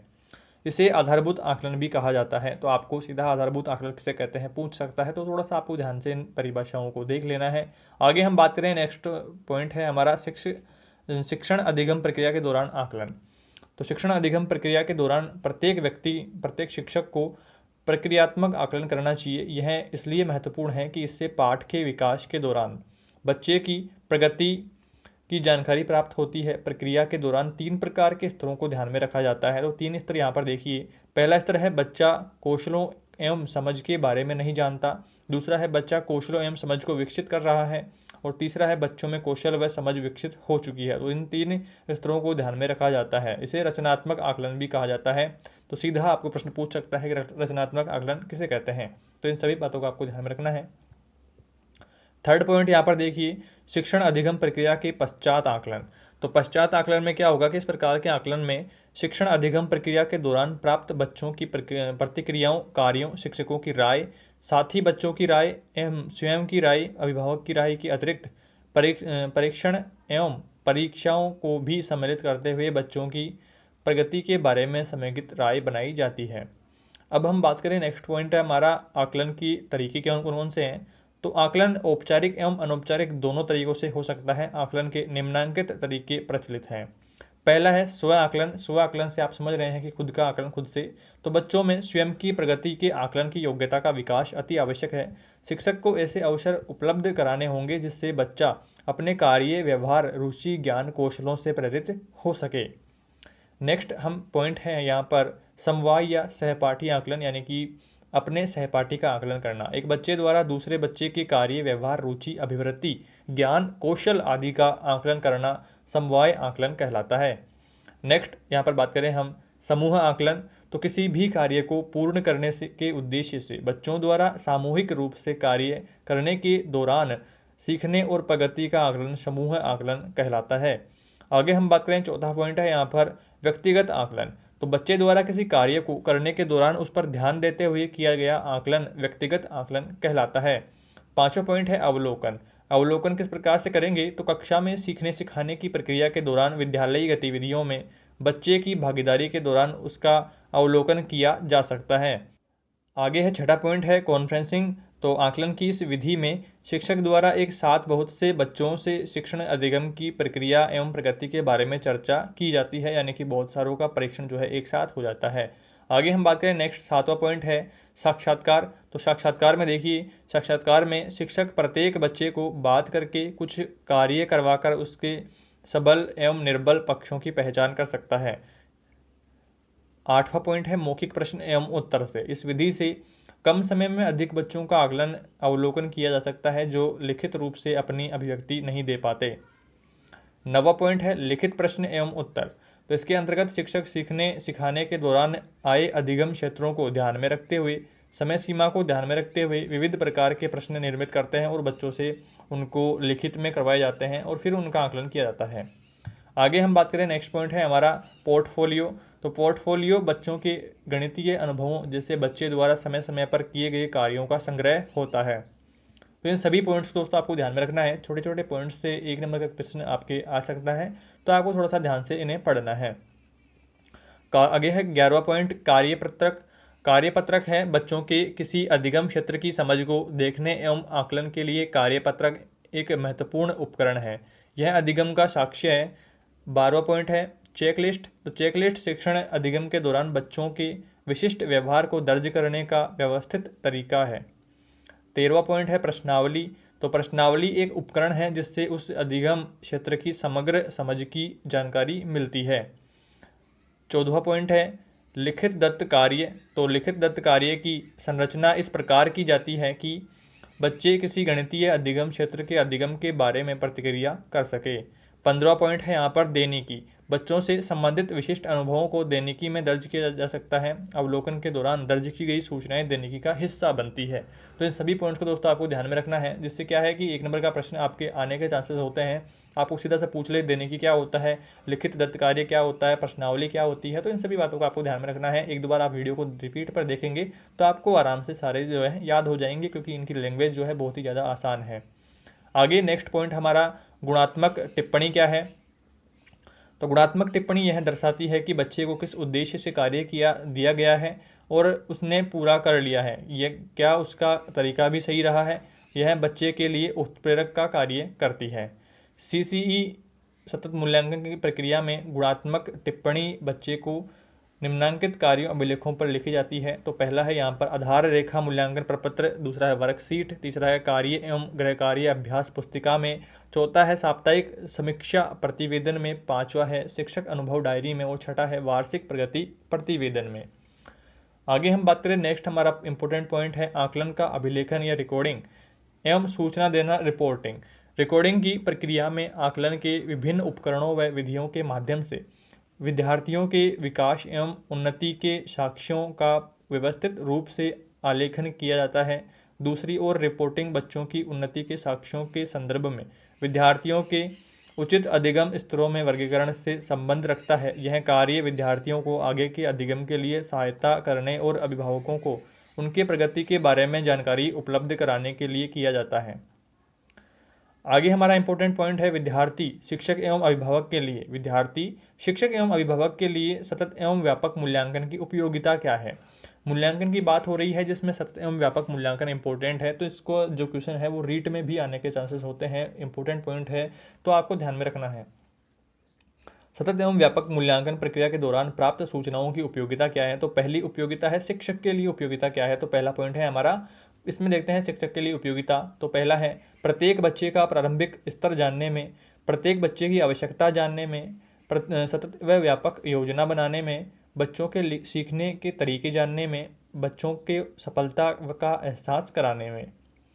अब हम बात करें बच्चों के लिए कितना आवश्यक है, तो ज्ञान की रचना करने में आवश्यकता है और सामाजिकता के विकास में आवश्यक है और पहल करने की क्षमता के विकास में और मूल्यांकन के लिए सदैव तत्पर रहने में योगदान देता है सीखने सिखाने की प्रक्रिया के हिस्से के रूप में। तीसरे नंबर पर है यहाँ पर आगे अभिभावकों के लिए। तो इसमें पहला है शिक्षक के प्रति विश्वास रखने में, सेकंड है विद्यालय के प्रति विश्वास रखने में, थर्ड है बच्चों के नैतिक सपोर्ट करने में और फोर्थ नंबर पर है यहाँ पर बच्चों को नियमित विद्यालय भेजने में और 5 नंबर पर है बच्चों की सीखने में मदद करने में। आगे हमारा नेक्स्ट पॉइंट है सतत एवं व्यापक मूल्यांकन CCE प्रक्रिया के बाद प्राप्त सूचनाओं की उपयोगिता क्या है। तो पहली शिक्षक के लिए क्या क्या उपयोगिता है, तो बच्चों के सीखने के विविध तरीके जानने में एवं उन पर समझ बनाने में। दूसरा है मूल्यांकन से प्राप्त सूचनाओं को फीडबैक लेकर आगामी योजना बनाने में और तीसरे नंबर पर है शिक्षण अधिगम योजना की सफलता जानने में। चौथा है यह जानने में कि बच्चों के सीखने की गति कैसे बढ़ाई जा सकती है। अब हम बात करें कि बच्चों के लिए कैसे उपयोगिता है, तो बच्चों के लिए उपयोगिता में पहला है सीखने की गति को समझने में, गतिविधियों में उनकी रुचि जानने में और स्व मूल्यांकन एवं अन्य तरीकों की महत्ता जानने में और स्वयं के सर्वांगीण विकास की प्रगति को देखने में। और पांचवा है यहाँ पर यह जानने के लिए कि उनके सीखने का पैटर्न क्या है। आगे हम बात करें अभिभावकों के लिए। तो अभिभावकों के लिए यहाँ पर देखिए कि अपने बच्चों के शैक्षिक, सह शैक्षिक एवं सामाजिक विकास को समझने में और सेकंड नंबर पर है यहाँ पर शिक्षक एवं बच्चों को प्रोत्साहित करने में। और आगे है समाज में विद्यालय एवं शिक्षकों के कार्यों का विवरण देने के लिए प्रतिनिधि के रूप में। चौथे नंबर पर है यह अभिभावक बच्चों के लिए प्रेरणा स्रोत बनने में भी यहाँ पर उपयोगिता इसकी है। नेक्स्ट इंपॉर्टेंट पॉइंट है हमारा गणित के संदर्भ में सतत एवं समग्र आकलन के सूचक क्या क्या हैं। तो पहला सूचक है यहाँ पर गणितीय निरूपण। तो गणितीय निरूपण में देखिए संख्या प्रतीक, संख्या पद्धति, चित्र निरूपण, संख्या रेखा, संक्रियाओं के चिन्ह, तुलना संबंधी चिन्ह इत्यादि की समझ यहाँ पर गणितीय निरूपण में आती है। अब हम बात करें नेक्स्ट पॉइंट है गणितीय मॉडलिंग। तो प्रक्रिया को गणितीय संकेतों में व्यक्त करना एवं इमारती प्रश्नों को गणितीय मॉडल में ढालना तथा क्षेत्रफल परिमाप के सूत्रों को उपयोग की समझ। नेक्स्ट है थर्ड यहाँ पर विजुअलाइजेशन। तो द्विआयामी या त्रिआयामी चित्रों की समझ, चीज़ों की आकृतियों को पहचानना एवं चित्रों की रचना करना। चौथा है स्थानिकता, आकार और स्थान के आधार पर आकृतियों में विभेद कर पाना, एक आकृति को विविध स्थितियों में पहचान पाना। और पांचवा पॉइंट है यहाँ पर अनुमान लगाना, अमानक व अमानक इकाइयों से माप का अनुमान लगाना, परिवेशीय संख्या समूहों का अनुमान लगाना एवं माप कर अनुमान की जांच करना। नेक्स्ट पॉइंट है हमारा समस्या समाधान कैसे करेंगे। तो मापन से संबंधित परिवेशीय क्रियाकलाप, परिवेशीय चीज़ों का आकृतियों से संबंधित वर्गीकरण इत्यादि के क्रियाकलाप आदि। गणितीय तर्कशीलता। तो संख्या पद्धति के तर्क को समझना, इकाई निर्धारण के तर्क का बोध होना, आकृतियों के विभेदन के आधारों को देख पाना गणितीय तर्कशीलता में आता है। गणितीय संप्रेषण एवं अभिव्यक्ति। तो किसी प्रश्न को वैसे ही क्यों हल किया, इस बात को समझा पाना, दूसरे द्वारा बताए गए हल अथवा गणितीय विचार को समझ पाना गणितीय संप्रेषण एवं अभिव्यक्ति के अंतर्गत आता है। आगे हम बात करें गणितीय रुझान में। तो गणित में आनंद ले पाना, उत्साह एवं आत्मविश्वास के साथ प्रश्नों को हल कर पाना, नए प्रश्न खोज कर पाना व हल कर पाना जो है गणितीय रुझान के रूप में आते हैं। आगे हम बात करें सतत एवं समग्र आकलन के प्रपत्रों में बच्चों को उनके काम के आधार पर दी जाने वाली ग्रेड की स्थिति नीचे निम्नानुसार दी गई है कि ग्रेड किस प्रकार से दी जाती है। तो सी तक ग्रेड यहाँ पर होती है। तो यहाँ पर ए है स्वतंत्र रूप से कर लेता है, बी है शिक्षक की मदद से कर पाता है और सी पर है विशेषज्ञ की मदद की आवश्यकता है। तो इस तरह से आपने देखा बहुत कम समय में हमने कंप्लीट मैथमेटिक्स का रिवीजन कर लिया है और हर एक महत्वपूर्ण बिंदु को समझने की कोशिश भी करी है। आई होप आपने सारे बिंदुओं को ठीक तरीके से समझ लिया है। फिर भी कोई डाउट रहता है, फिर भी कोई समस्या रहती है तो आप वीडियो को एक बार वापस से रिवाइज कर लीजिएगा ताकि सारे बिंदु आपके क्लियर हो जाएं। फिर भी किसी टॉपिक में दिक्कत रहती है, किसी टॉपिक का अगर आप अलग वीडियो बनवाना चाहते हैं तो कमेंट करिएगा, हम उस पर वीडियो बनाने की पूरी कोशिश करेंगे और आपके डाउट्स को दूर भी करने की कोशिश करेंगे। इस वीडियो में दोस्तों इतना ही। उम्मीद है आपको ठीक तरीके से सारी बातें समझ में आ गई है। अलग अलग यूनिट्स को स्विच करने के लिए आप टाइटल पर क्लिक करना, वीडियो के टाइटल पर आप जैसे क्लिक करेंगे तो नीचे आपके सामने चैप्टर्स के ऑप्शन आएंगे, वहाँ से आप यूनिट भी स्विच कर पाएंगे। मान लो आपकी यूनिट 1 की या यूनिट 2 की तैयारी अच्छी हो रखी है और आपको यूनिट 3 पर सीधा स्विच होना है तो आप नीचे से डिस्क्रिप्शन से वहाँ से हो सकेंगे और अलग अलग चैप्टर स्विच कर पाएंगे। आपकी पढ़ाई में इस वीडियो से थोड़ी भी मदद हो रही है तो वीडियो को लाइक जरूर करें, अपने दोस्तों तक शेयर करें, चैनल पर नए हैं तो सब्सक्राइब कर लें इसी तरह के इंपॉर्टेंट वीडियोज़ के लिए। Thank you for watching this video.